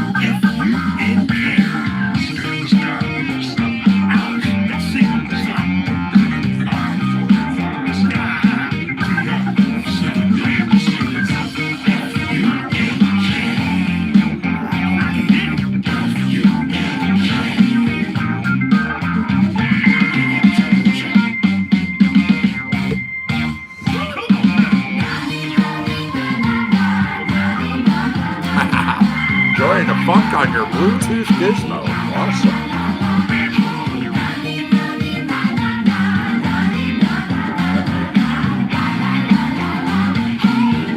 I have a few Bluetooth gizmos around here.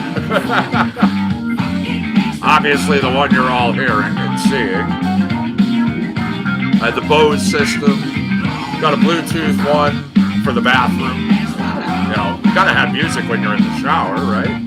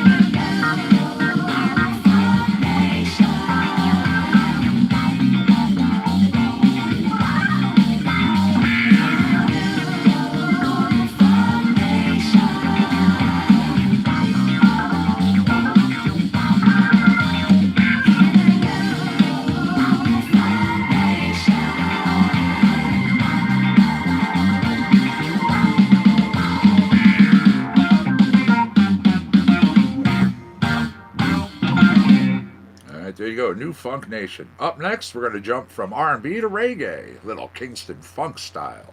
Rhythm Roots All-Stars featuring Black Shakespeare. Ladies and gentlemen, introducing a new system. And the new system is from the art, from the start. Yes, it's a blessed life. Every man got his own fight, you know.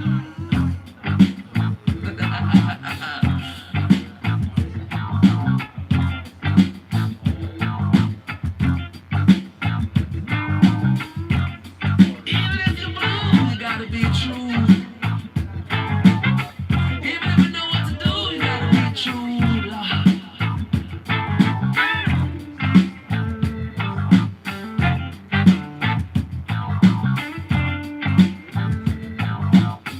Somewhere you have to do it deep in your heart.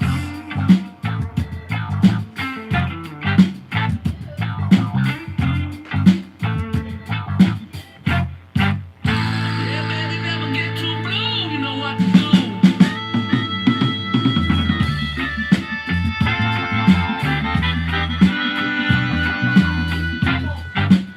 What time we spending in this place?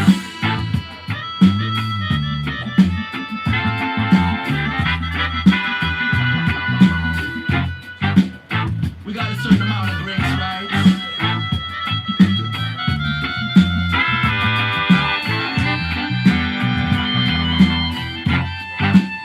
Yes, it's a blessed life.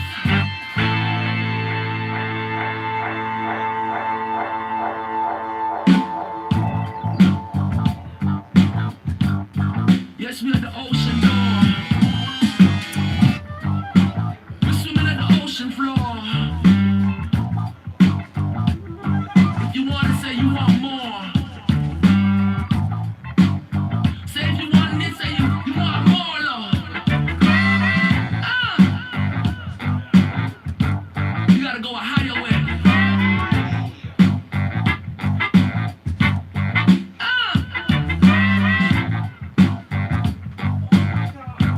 Birds flying in the sky.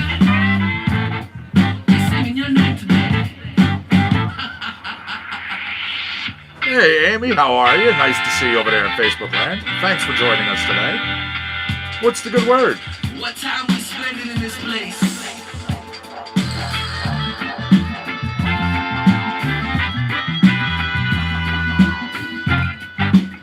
We got a certain amount of grace, right?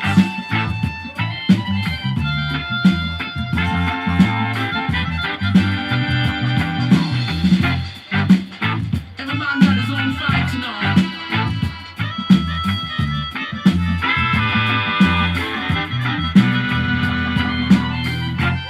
Yes, it's a blessed life.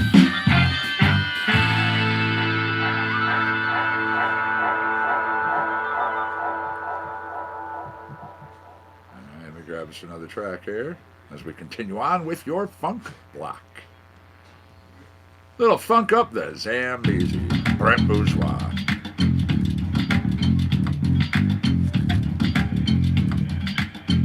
Thank you.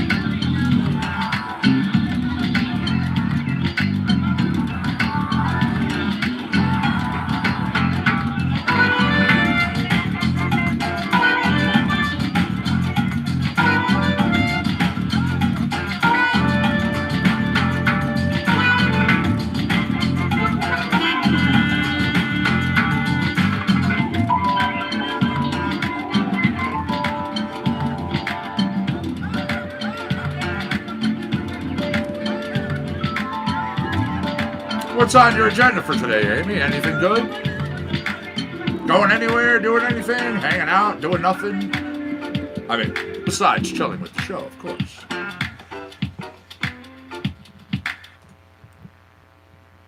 Alright, once again, that was Funk Up the Zambezi. Here we go. Let us hit a little trash funk.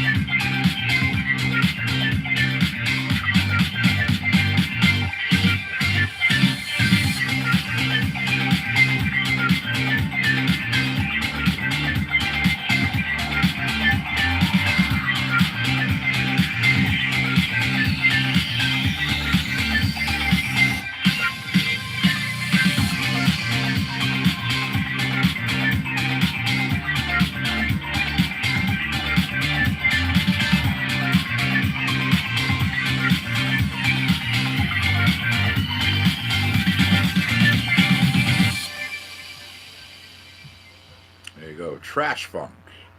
Now, one last track in your funk block. Then we go on to some other things. Thank you for the request. And if you have one yourself, be it a song, an artist by themselves, or just a genre, shout them out. We take requests. Absolutely. Right here, CC&C with me, the Connecticut Medical Marijuana Critic. Hey, Big Mouth.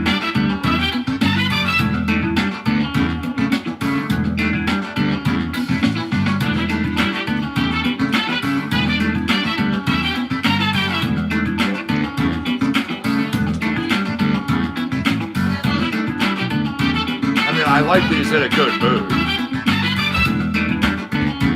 Apparently that's not what he wants.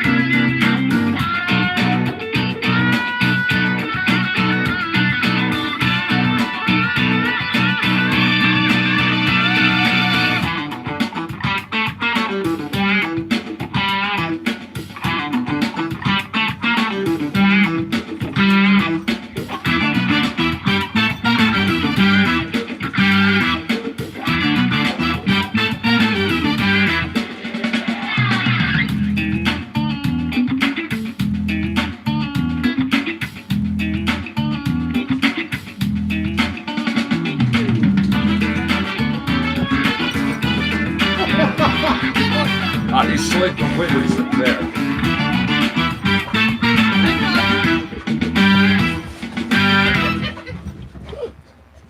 Yeah, all right.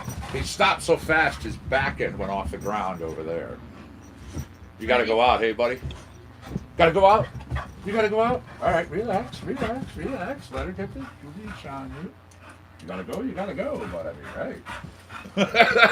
He asked if I had to poop, and I got a little hyper. Pick a spot and poop, buddy. Good Lord. Pick a spot and poop. Fashion for funk. Wrap it up your funk block. You gotta love the furry children. Alright, now I'm gonna come over here. We're gonna do this. Little more global genius. This is Real Nice Neighbors.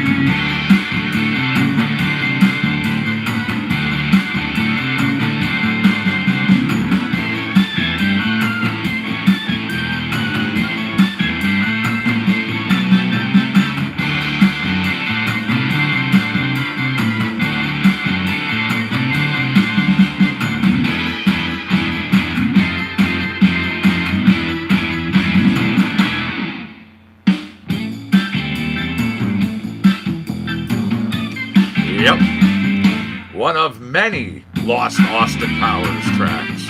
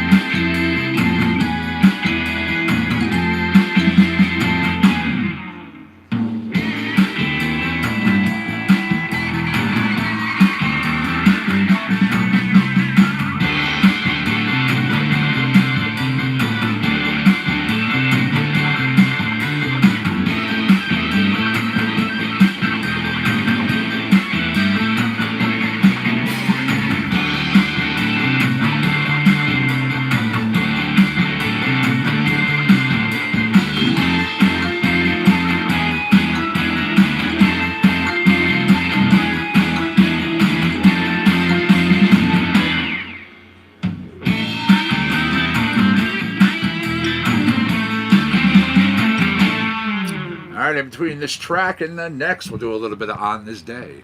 On this day in 1961, the Beach Boys the Beach Boys' first single, Surfin', released on Candix Records.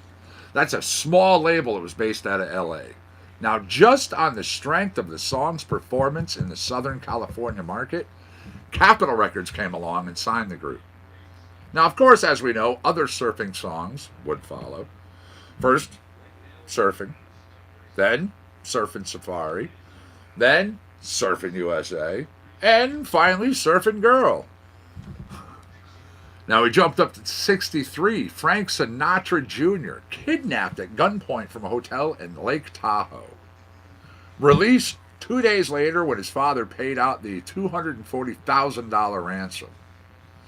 Now, the kidnappers later captured. They were sentenced to long prison terms. In order to communicate with the kidnappers via a payphone, the senior Sinatra carried a roll of dimes with him throughout this ordeal, which became a lifetime habit. He is said to have been buried with a roll of dimes. Now, 1966, working at Abbey Road in London, Paul McCartney overdubbed his lead vocals for When I'm 64. Then the Beatles set about remaking a new John Lennon song, Strawberry Fields Forever. One more in 68, singer and guitarist Graham Nash, leaving the Hollies, starting to work with David Crosby and Stephen Stills, who went on to form, as we know, Crosby, Stills, and Nash.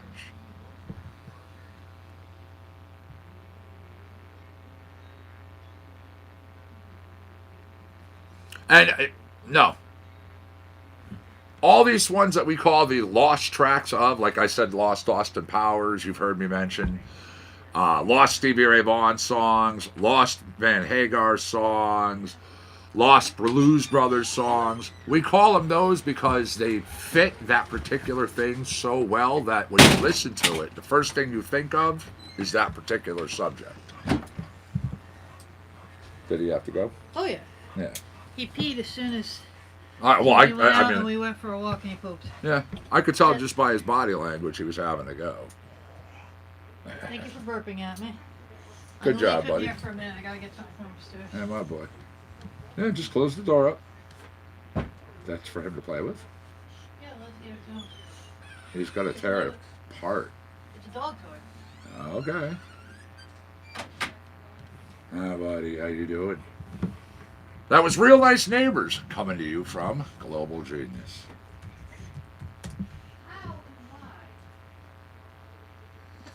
There is Power Struggle.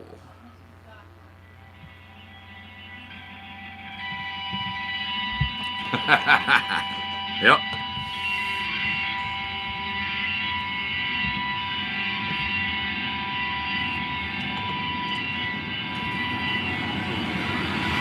Hey, buddy, come here for a minute. Bonnie. Bonnie. Hey. Come here. Come here.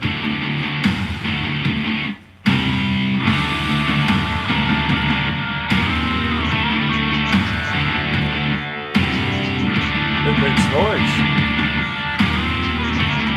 It makes noise. Oh my God.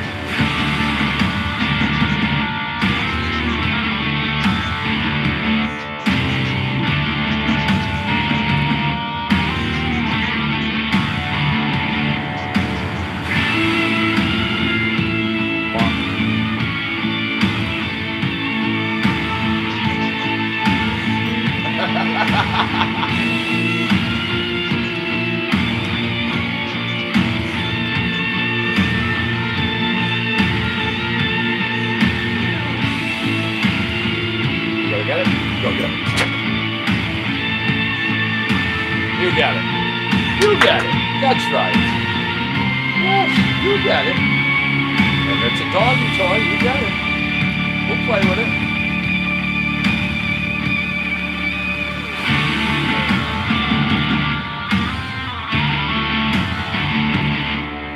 Right?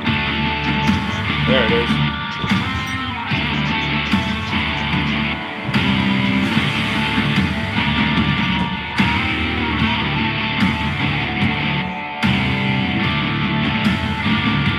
You'll get it.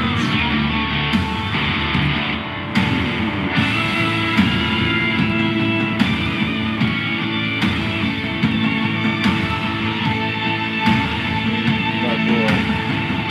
It's not boy. Now you got this guy.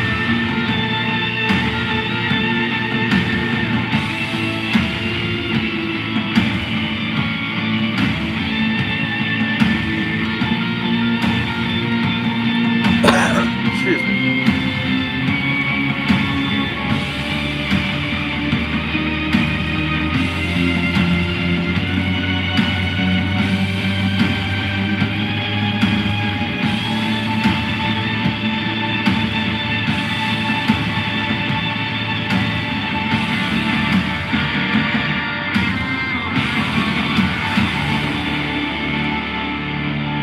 All right, there you go. Power Struggle, Global Genius. Once again, as I play them, I say the artist, I say the name, and I tell you the genre. You hear something you like, make sure you jot it down.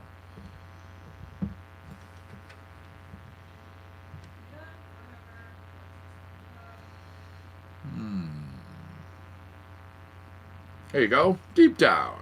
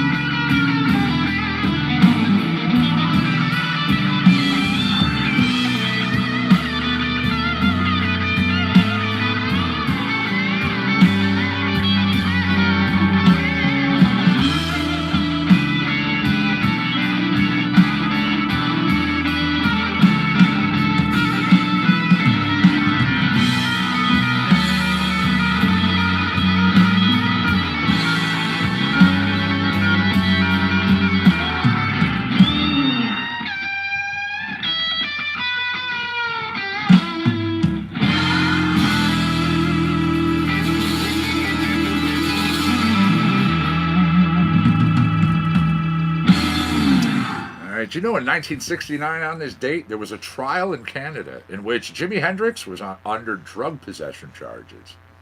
Now, he straight up told the Toronto court, "Oh, I've only smoked pot like 4 times in my life. I snorted cocaine a couple of times. I've even taken LSD no more than maybe 5." He says, "I've outgrown drugs, man." They found the guitarist not guilty. That was Global Genius and Deep Down.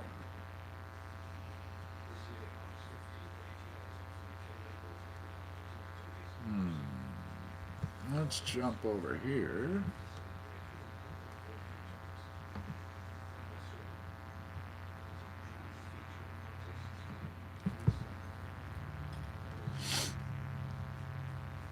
Chelmsford Hospital Radio.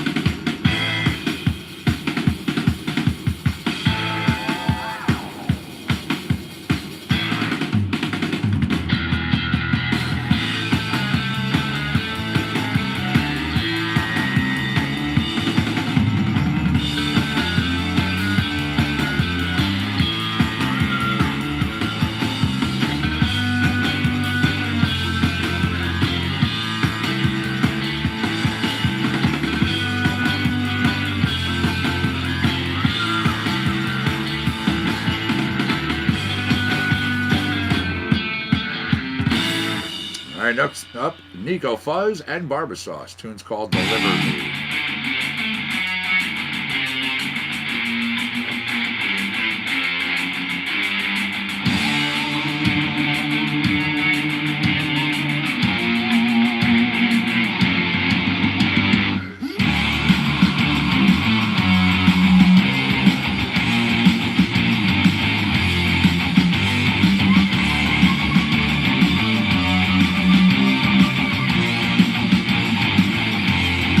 Thank you for the shares, Craig. You know that. I appreciate it.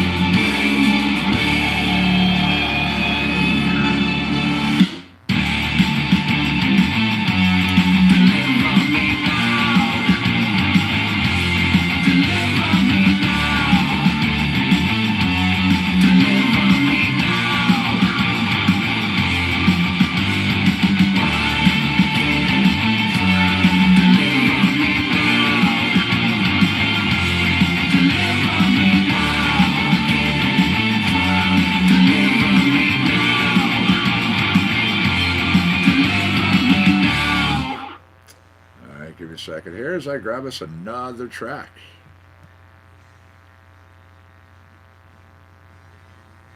Now, 1 o'clock, which means kickoff. Football.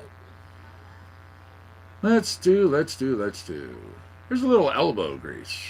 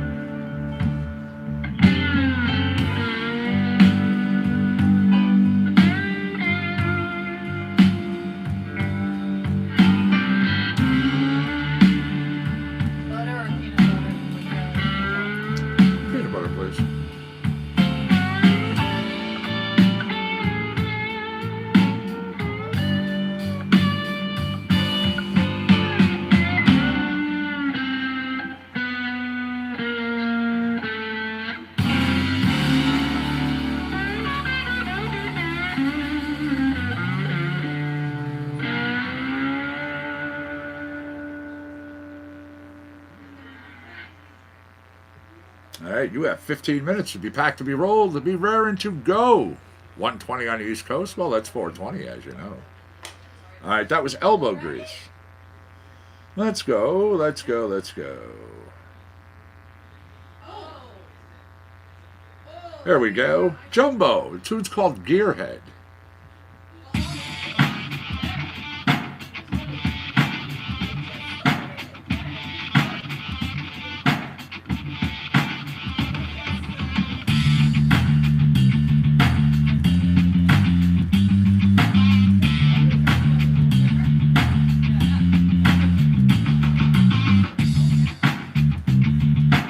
Already an injury on the field. Sherman on the Niners. Well, it's towards the end of the season. These people are hitting he each hit other. the shoulder. Yeah. It looked They're going out for blood, I mean.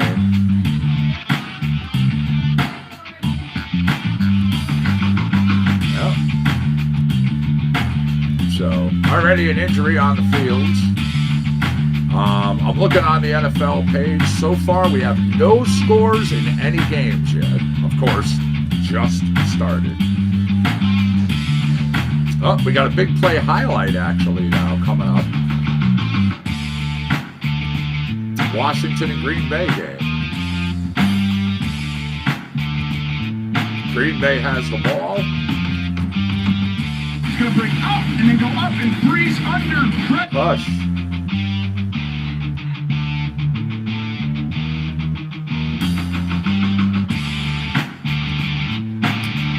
Well.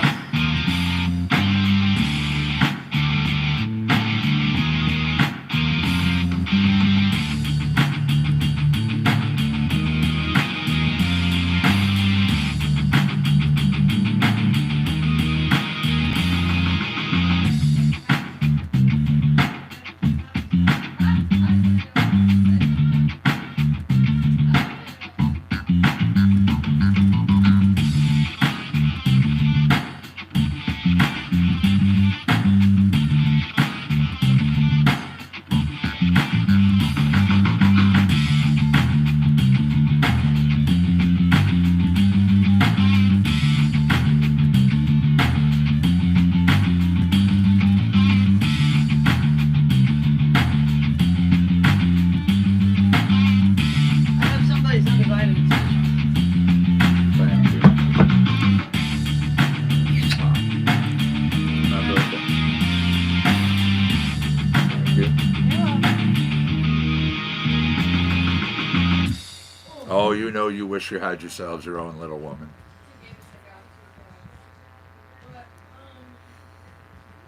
All right. Again, that was called Gearhead. Comes to you from Jumbo. Little Goo Goo, Na Na Na, Nico Fuzz featuring Willie Wisely.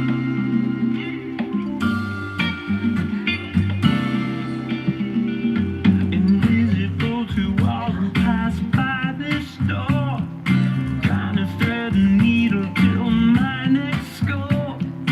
Sleeping on a bench like kings before me have done. I'm a goo-goo, na-na-na. The saddest thing you never saw. Nobody needs a probable cause. So what's up, Facebookers? What's going on, YouTubers? Y'all got quiet. I'm a goo-goo, na-na-na. Another fist across the jaw. Y'all afraid to get involved. God damn, I need a friend. All right, the Colts on the board first, 7-0. Saints on the board over San Fran, 7-0. Cleveland on the board first, or excuse me, Cincinnati on the board first over Cleveland, 3-0. Mirror, and I know I'm busted. Trying to get this somewhere, but nowhere's where I'll go. I'm a goo-goo, na-na-na. The saddest thing you never saw. Nobody needs a probable cause.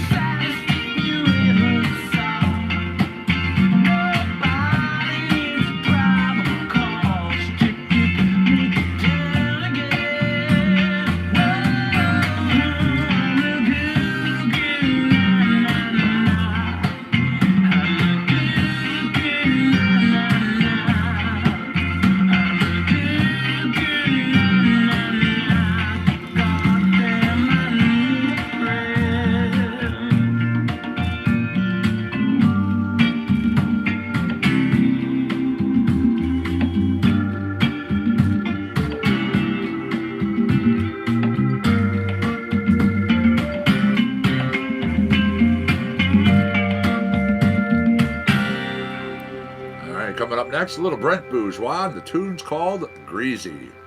Yeah, Greezy. Greasy.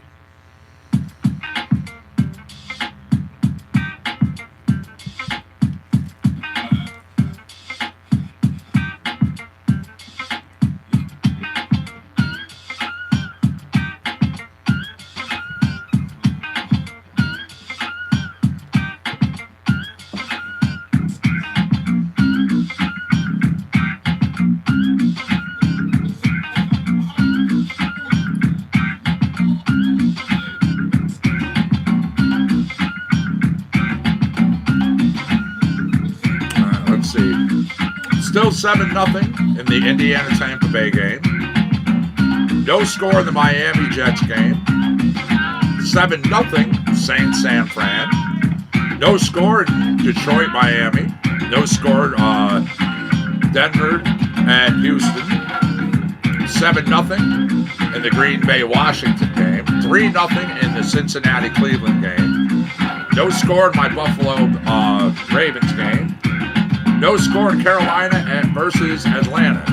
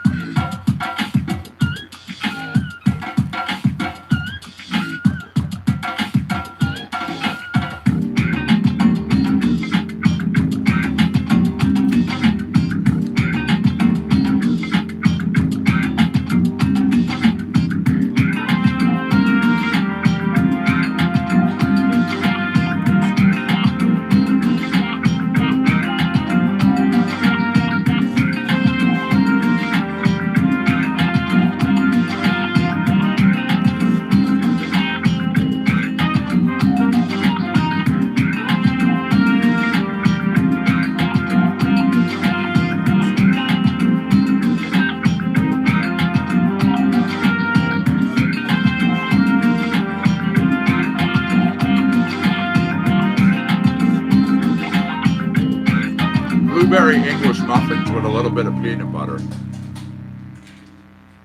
Yummy. Again, Brent Bourgeois with Greasy. All right, now we're going to go with a little Echo Praxi. It's Head Start.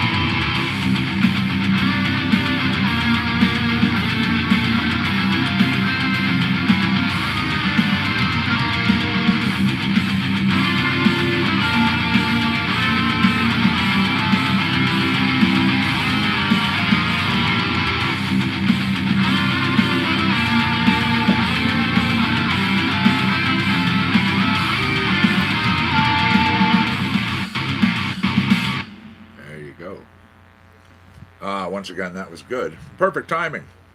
Wrapped up my food. You know the routine. I have to go brush my teeth. If I don't, I feel like a grub. So, I'm going to cue up some music. Monkey's going to jump in the chair. He's going to do his thing. He'll be playing the tracks for you. I can monitor the chats. So if I need to, I can interact. Thank you very much for hanging out, of course. It is 1:19. You are looking at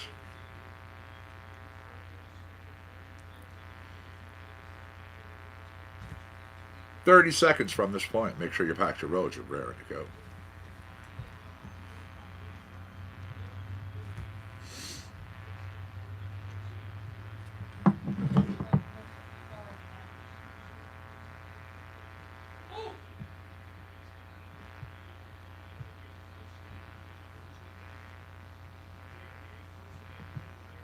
There we are. I'll be back, everybody. Yeah. Gotta go out there, you know. Gotta make it true. Boom.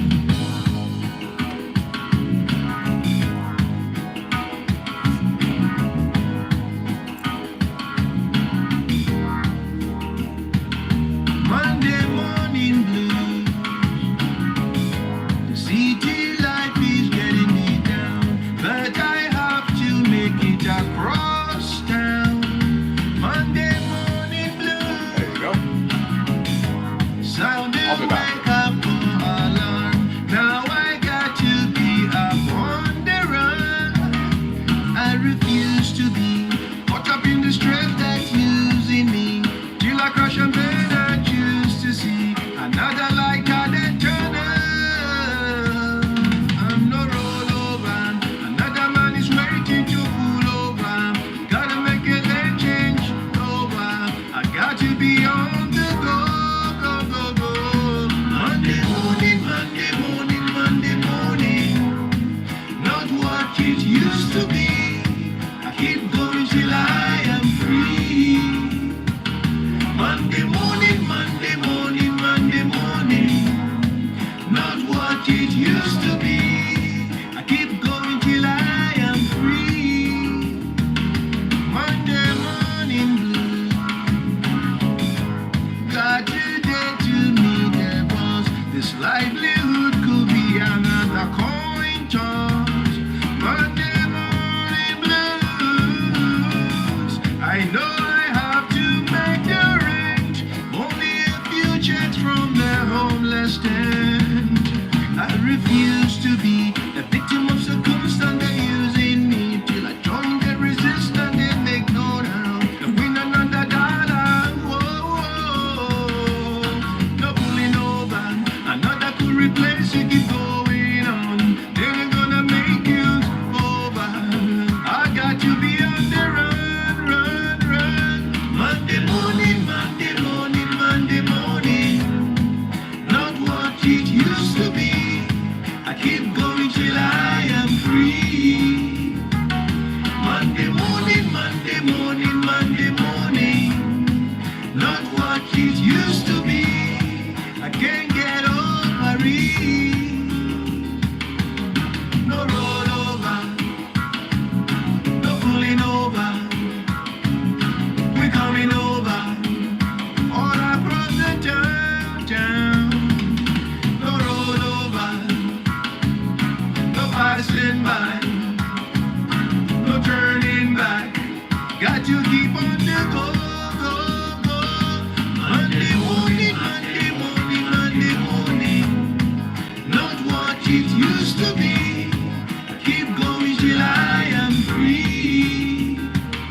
Monday morning, Monday morning, Monday morning. Not what it used to be. And I cannot get over it.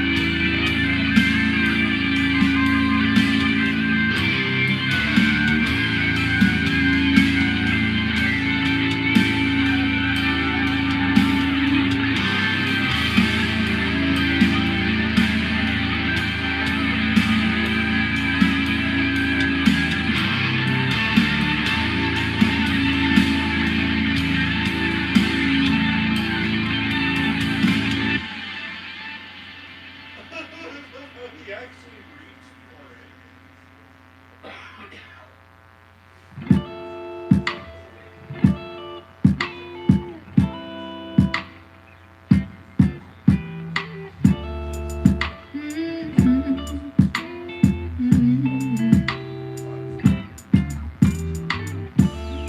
I waste my time always sweeping everything you do under the carpet. I tell you, but I know you will discard it. Hard to change the motives of a narcissist. I waste my time always sweeping everything you do under the carpet. I tell you, but I know you will discard it. Hard to change the motives of a narcissist. Only within it. 'Cause I know things you'll never know. 'Cause you can see a way that's not your own. I'm not the only one with room to grow, but I'm the only one who sees it though. Only narcissists would do that. You already knew that. You know what you are. There's no use trying to refuse that. You only know what's good for you. I guess it's too bad. If only I could enter your mind somehow. I do that. No, I waste my time always sweeping everything you do under the carpet. I tell you, but I know you will discard it. Hard to change the motives of a narcissist. I waste my time always keeping everything I wanna say in private. I'm running out of white lies and disguises. Hard to fix the problem if you only will deny it. Only will deny it.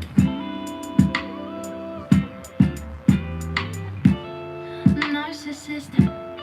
Narcissist, wish I didn't take no part in this. I should probably call it quits. Contemplating a makeshift replacement so that my patients can take vacation instead of falling apart in this.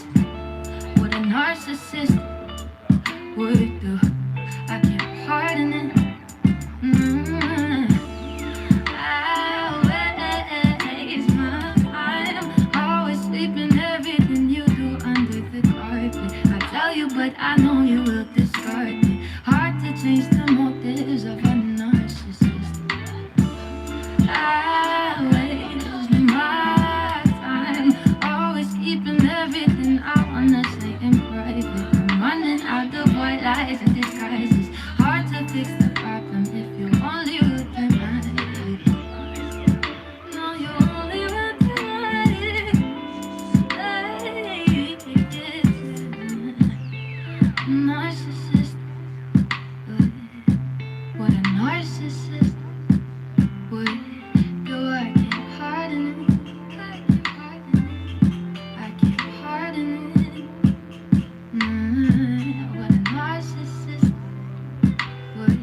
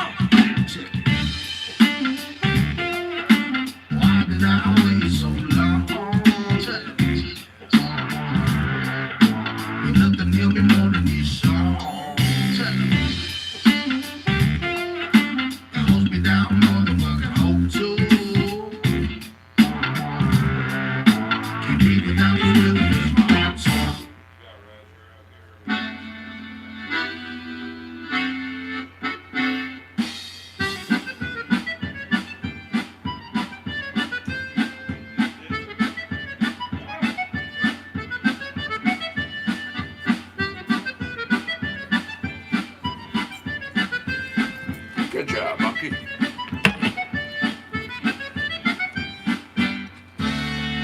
Now, hopefully, Chad's here hearing your song. What's up, everybody?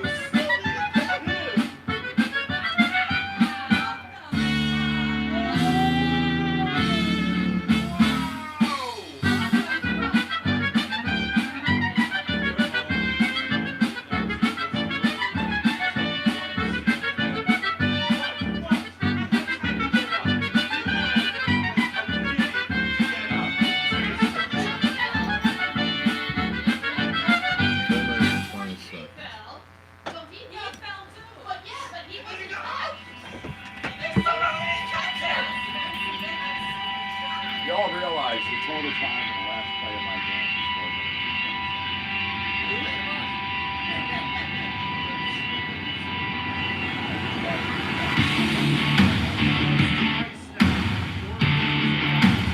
I don't doubt it.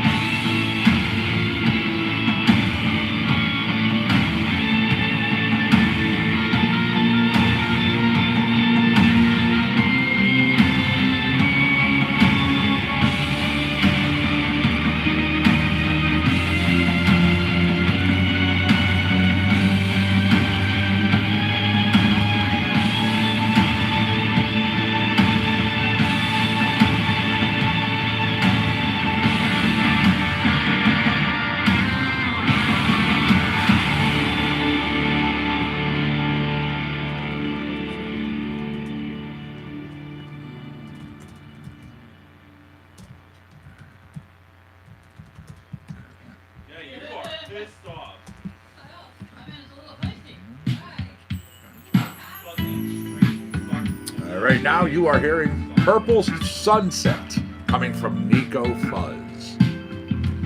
Kicking back with me on CCNC, this SunDaze edition. It is December 8th, 2019. December 8th. Like, you realize how fast December's just ripping through? I still feel, I swear, it was just a couple months ago I was saying, Happy New Year, everybody, it's 2019. I hope you're ready and welcoming in 2020 because it's going to be here. So, we had the problem a couple weeks ago when somebody else calling somebody a cocksucking motherfucker, and like literally the camera was right on them. Your coach just got pissed, and they called a timeout, and he was screaming at a referee, and I caught, that's fucking some fuck. And then like like the referee stepped in front of him, so you couldn't see him talking anymore. But he was losing it, like he was pissed. I'm kind of wondering what happened. So somebody's trying to say that for a certain penalty that happened, nobody can find fucking footage of it. They're like, we'd love to show you what happened, but nobody has an angle on what happened, so we don't even know why he got penalized. Well, I mean, there are literally some times where there's going to be a blind spot. I mean, you can't have cameras everywhere. That's why that overhead one is nice, but even that one can only be on one spot of the field at a time. I know, because it's so slow. You know, they added in the goalpost cameras, which sometimes can pick up certain parts out. Yeah. But even they're limited. I mean, you know. That's a lot of cameras. Yeah. Like, yeah, we can't find Yeah. anything. Still. Well, I mean, again, shooting this way, here, shooting that way. But they don't have, outside of the guys controlling them here. Unless they're like, hey, somebody out in the fans, did you happen to record? Yeah, I'm telling you, somebody would have to. Wait a minute. How do they have 10?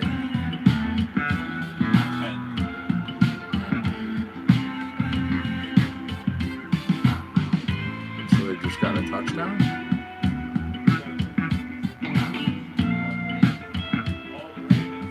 That's what I was saying. I just looked over and saw.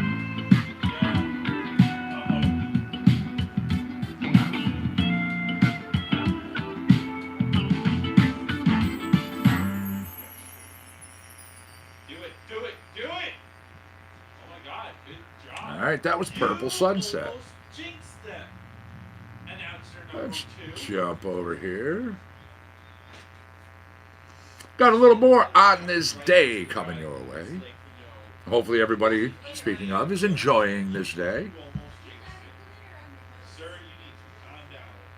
1977, we see Blondie. 4 people arrested after a riot broke out when Blondie didn't arrive for a gig. This happened in Brisbane. Over 1,000 Australian fans had waited over an hour for the group to appear on stage.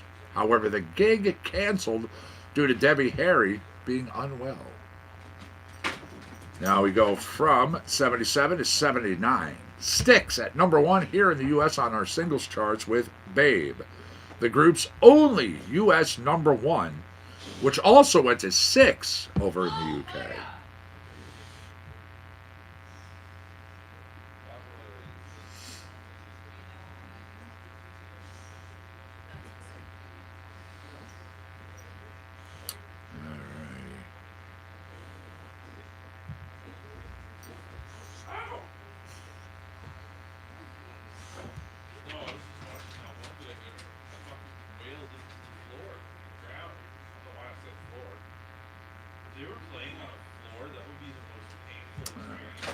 Here.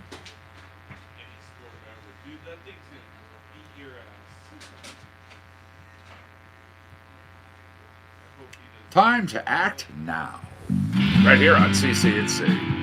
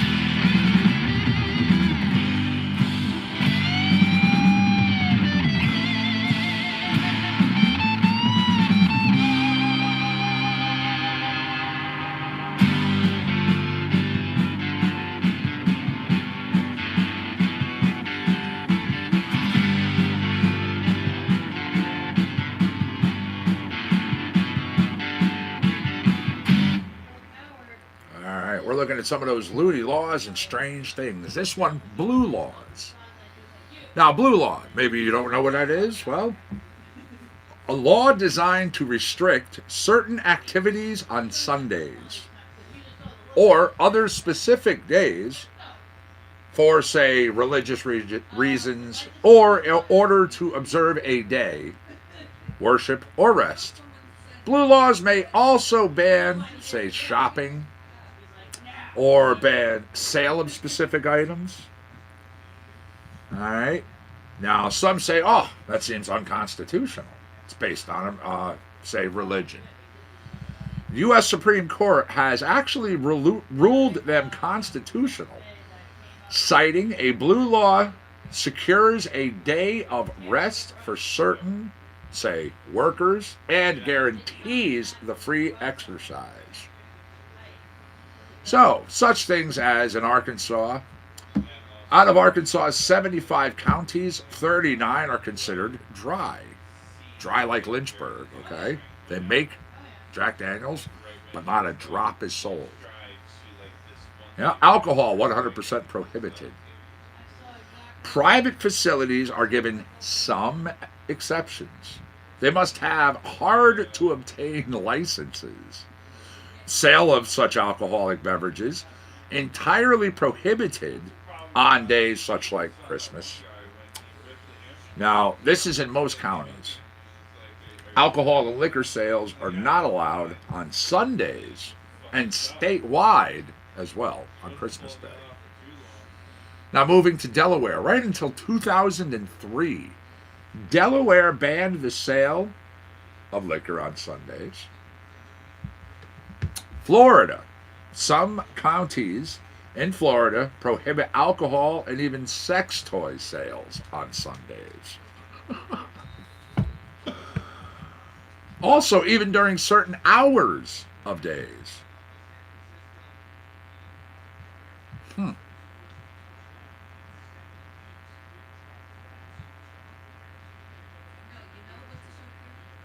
The state of things.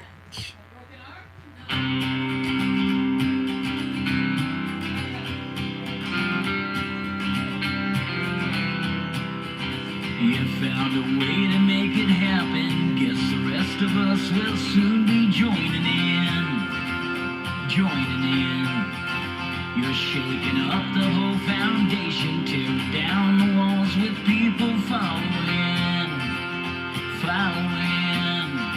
And you are being who you All right, right now, the Bills are on Baltimore 13.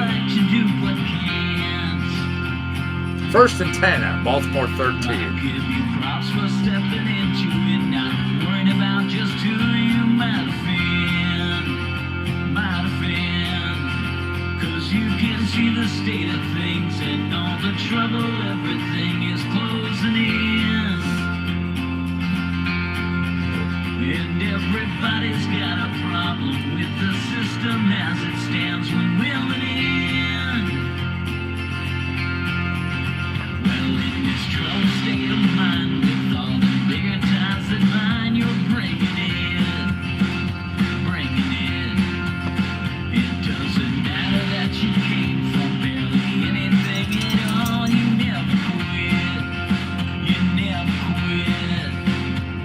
A big voice for the people, many of you maybe run for president.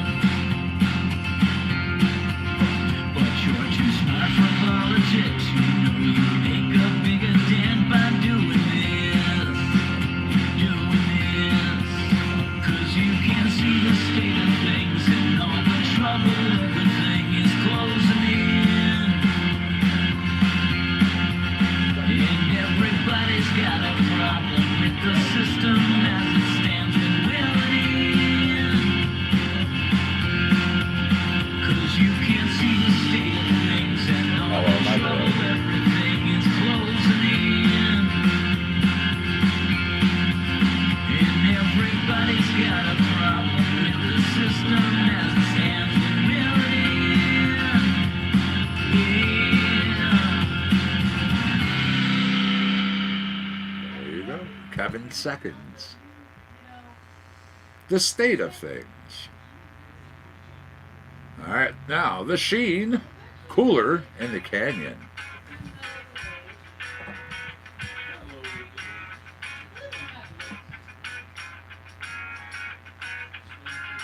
Feast your eyes on the prize, living in city lights.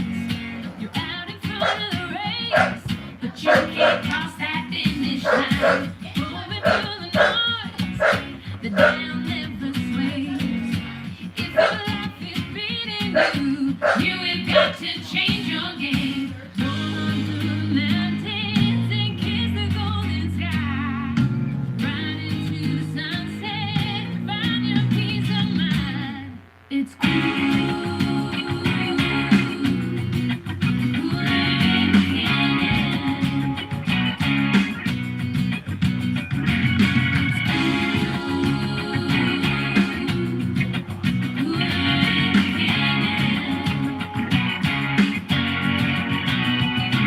It's a broken record love song when you don't know where to start.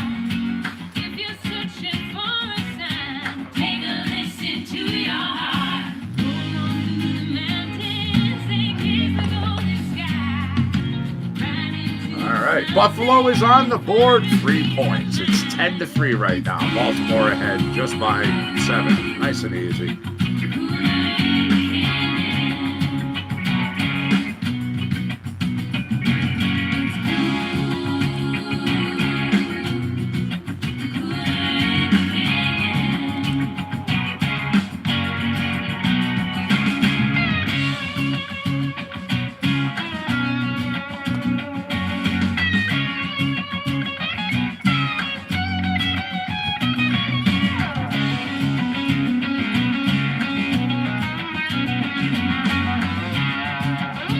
So far, thank you for the 12 thumbs up over here, YouTubers. Thank you for the shares, Facebookers, and the likes.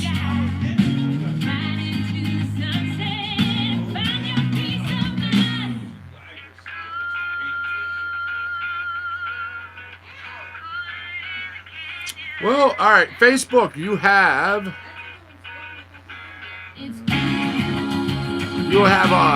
25 minutes, and then your broadcast day. Well, we're going to be wrapping up pretty, in 25.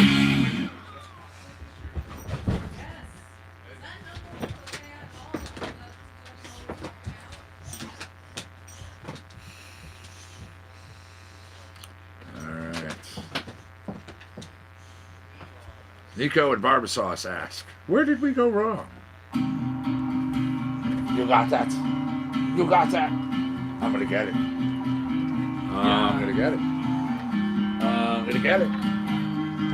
I'm gonna get it. Looking for the magic wand. On the road from dusk till dawn. Everything that could go wrong, yeah, came on strong like a sad song. I think I'm falling in a rut. My bank account is now bankrupt. The spoon is what I'm closing. Venom with the poison, met me like a deep cut. Look at the facts, I'm all out of the stacks. And the devil's breaking my back. Had it for the rest of my life. Like to in this hustle, find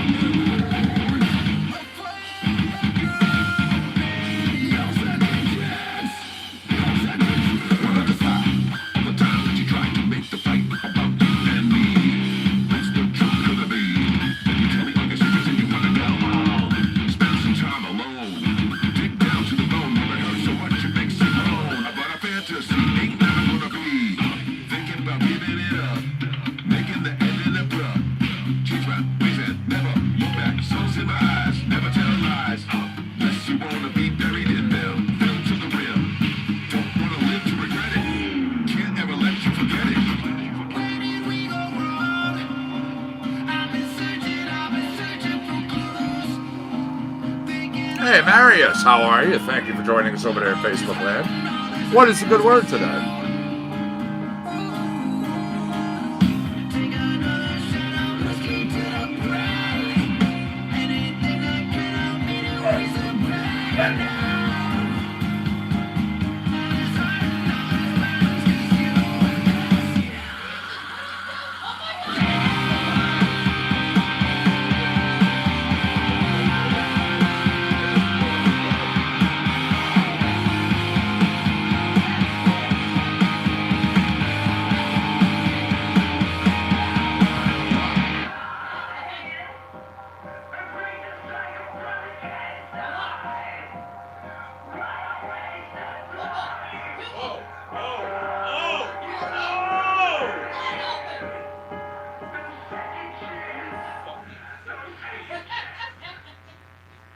Where did we go wrong? All right, little Reigns of Ignore. Austin Woodward and Zach Ledbetter.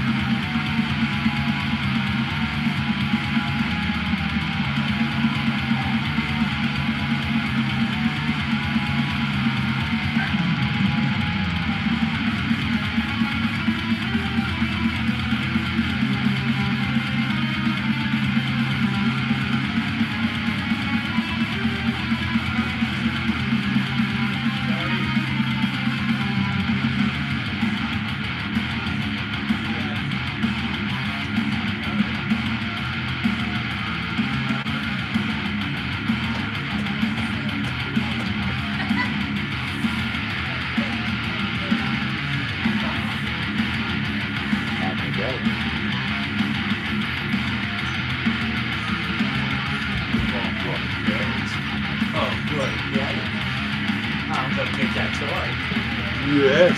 I'm gonna get that toy. I like that he likes his new toy.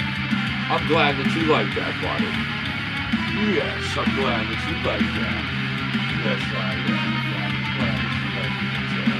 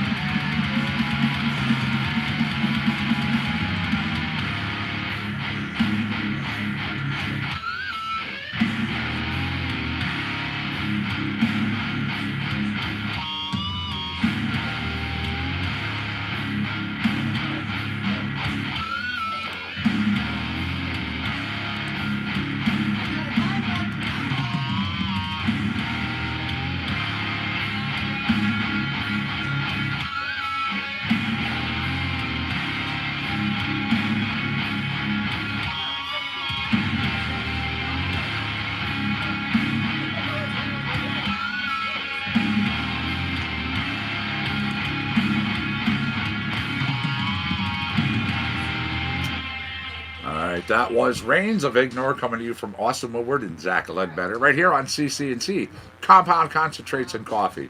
We're here 7 days a week. We come to you live twice a day, 6 of those 7 days. We are from Orange, Connecticut. Yeah, the beautiful and picturesque grounds of the Compound. So many people who see where we're at, where we broadcast from, often say, you live on a campground year-round. And we don't argue with them on that one. Be back. I'll help you out. Love you. I'm going to see if I'm not seeing the movie. I'll be back later though. Yeah, Love you. love you too. There we go. So, the name C&C, Compound. Well, concentrate's one of the things that I do throughout my days. And of course, coffee. God, I love coffee. Nectar from the gods. Let me grab us another track here. We play all sorts of things. We have 48 plus genres. We have a lot of music. Oh, yes, we have a lot of music, believe me. I say the name of the song. I say the name of the artist. I even tell you the genre it's in. 3 ways with which you can make requests when you're here. All right. Well, look at the big picture, says Global Genius.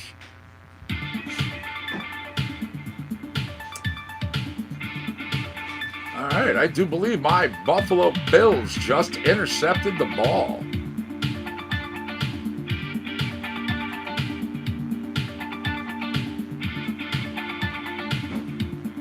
Yes.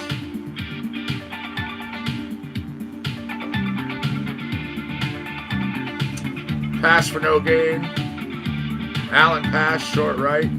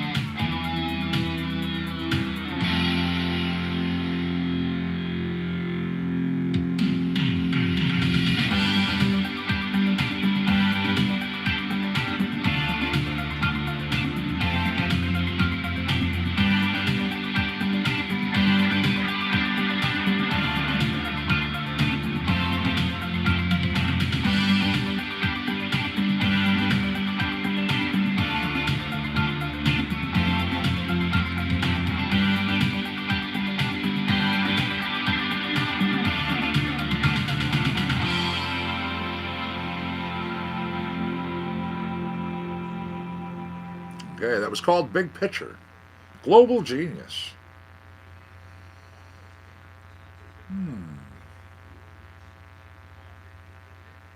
Thorns. Just Austin Woodward, guitar player from Echopraxia Band.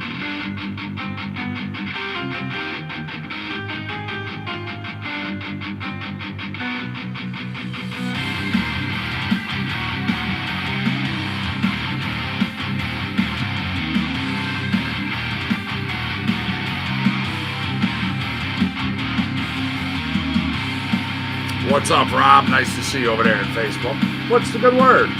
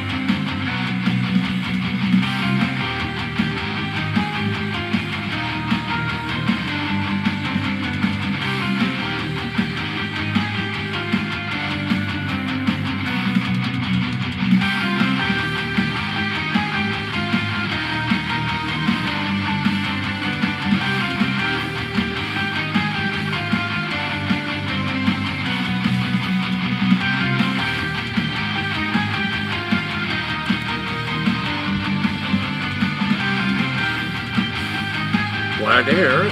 Glad to hear you're better, a little better today.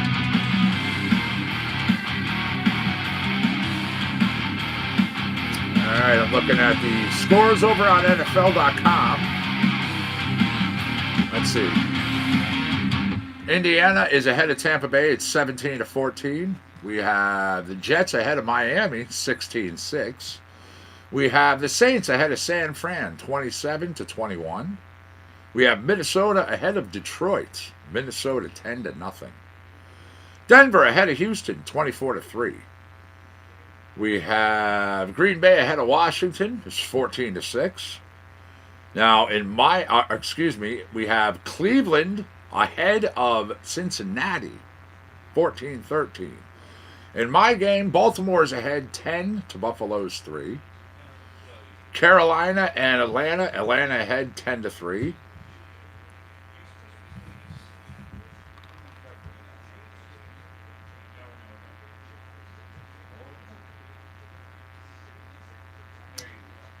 Legend in your own mind.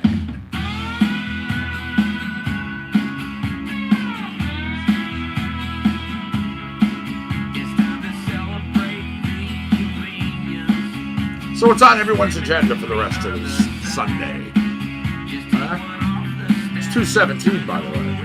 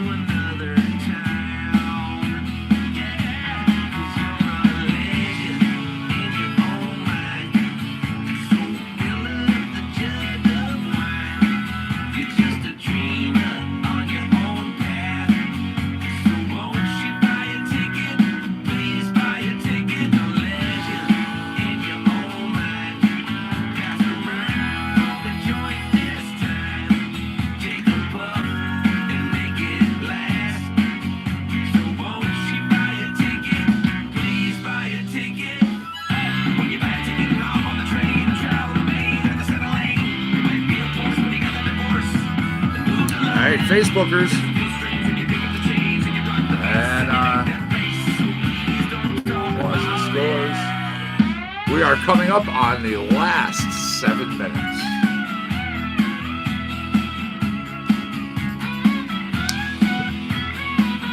So I'll be playing this, doing a little echo, echo praxia, a little Austin Woodward, then I'll be jumping off.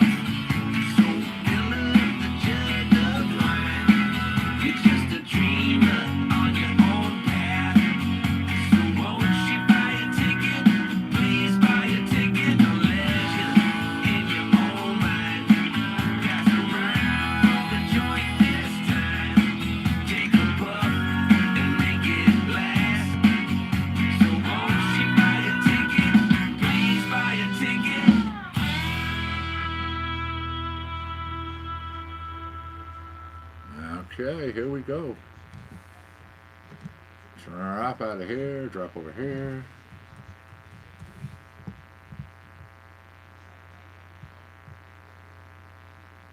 I'm going to grab 2, and it's called Extract from Echo Praxia.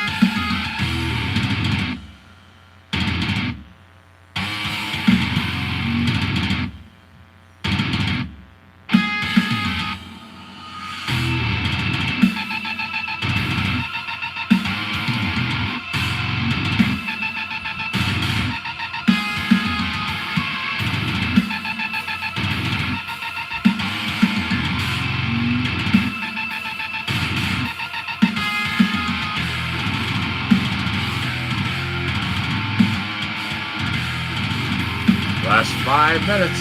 5 minutes.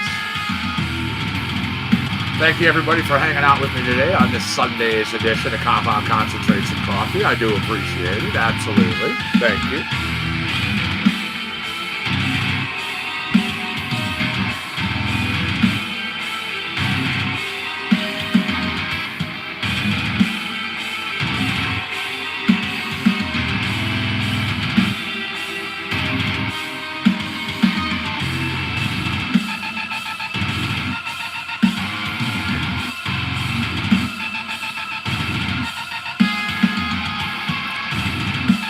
Hey, it's all good. You do what you gotta do. You enjoy your day.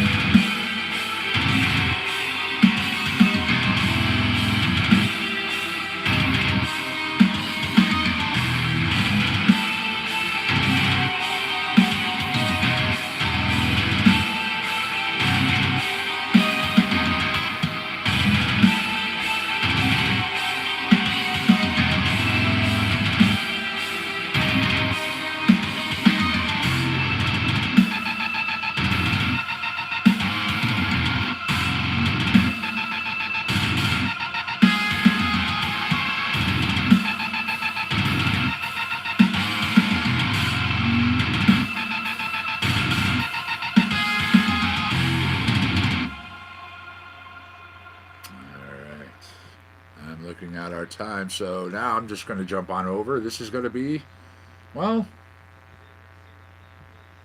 it's going to be our theme track, bio track.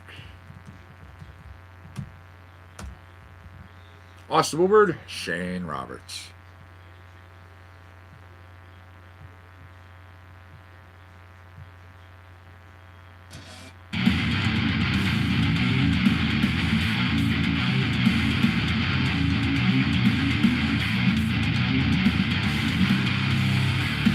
Thank you, Rob. Thank you. I appreciate that.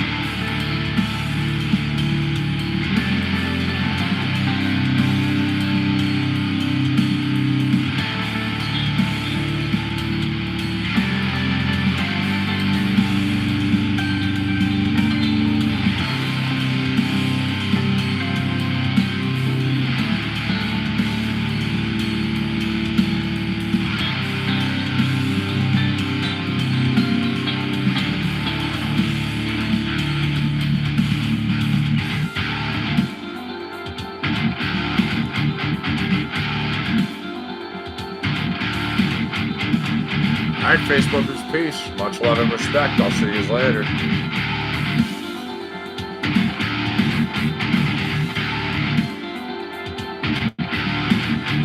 Well, I tried to get it where they'd hear the whole song, but that's all good.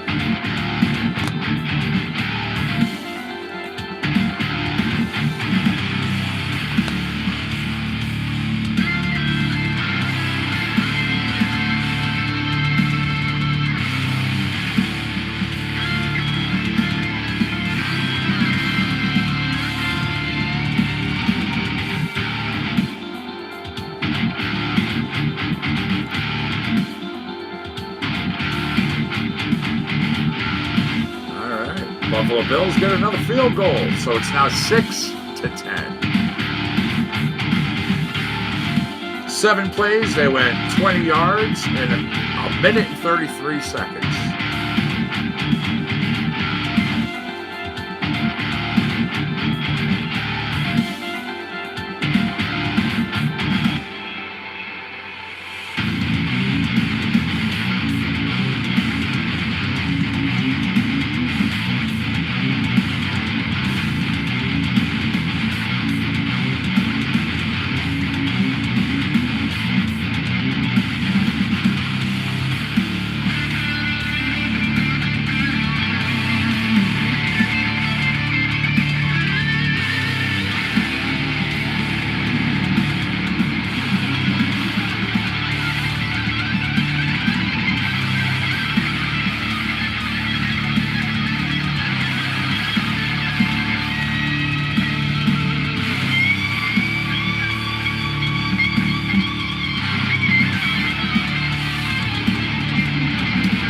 All right, YouTubers, I am out of here. Again, thank you for being here with me on this SunDaze edition of Compound Concentrates and Coffee. I do appreciate it. December 8th, 2019. Y'all be good. Stay safe. I want to see you back tomorrow, of course. Have a good day. Enjoy yourselves. Connecticut Medical Marijuana Clinic. Peace. Much love.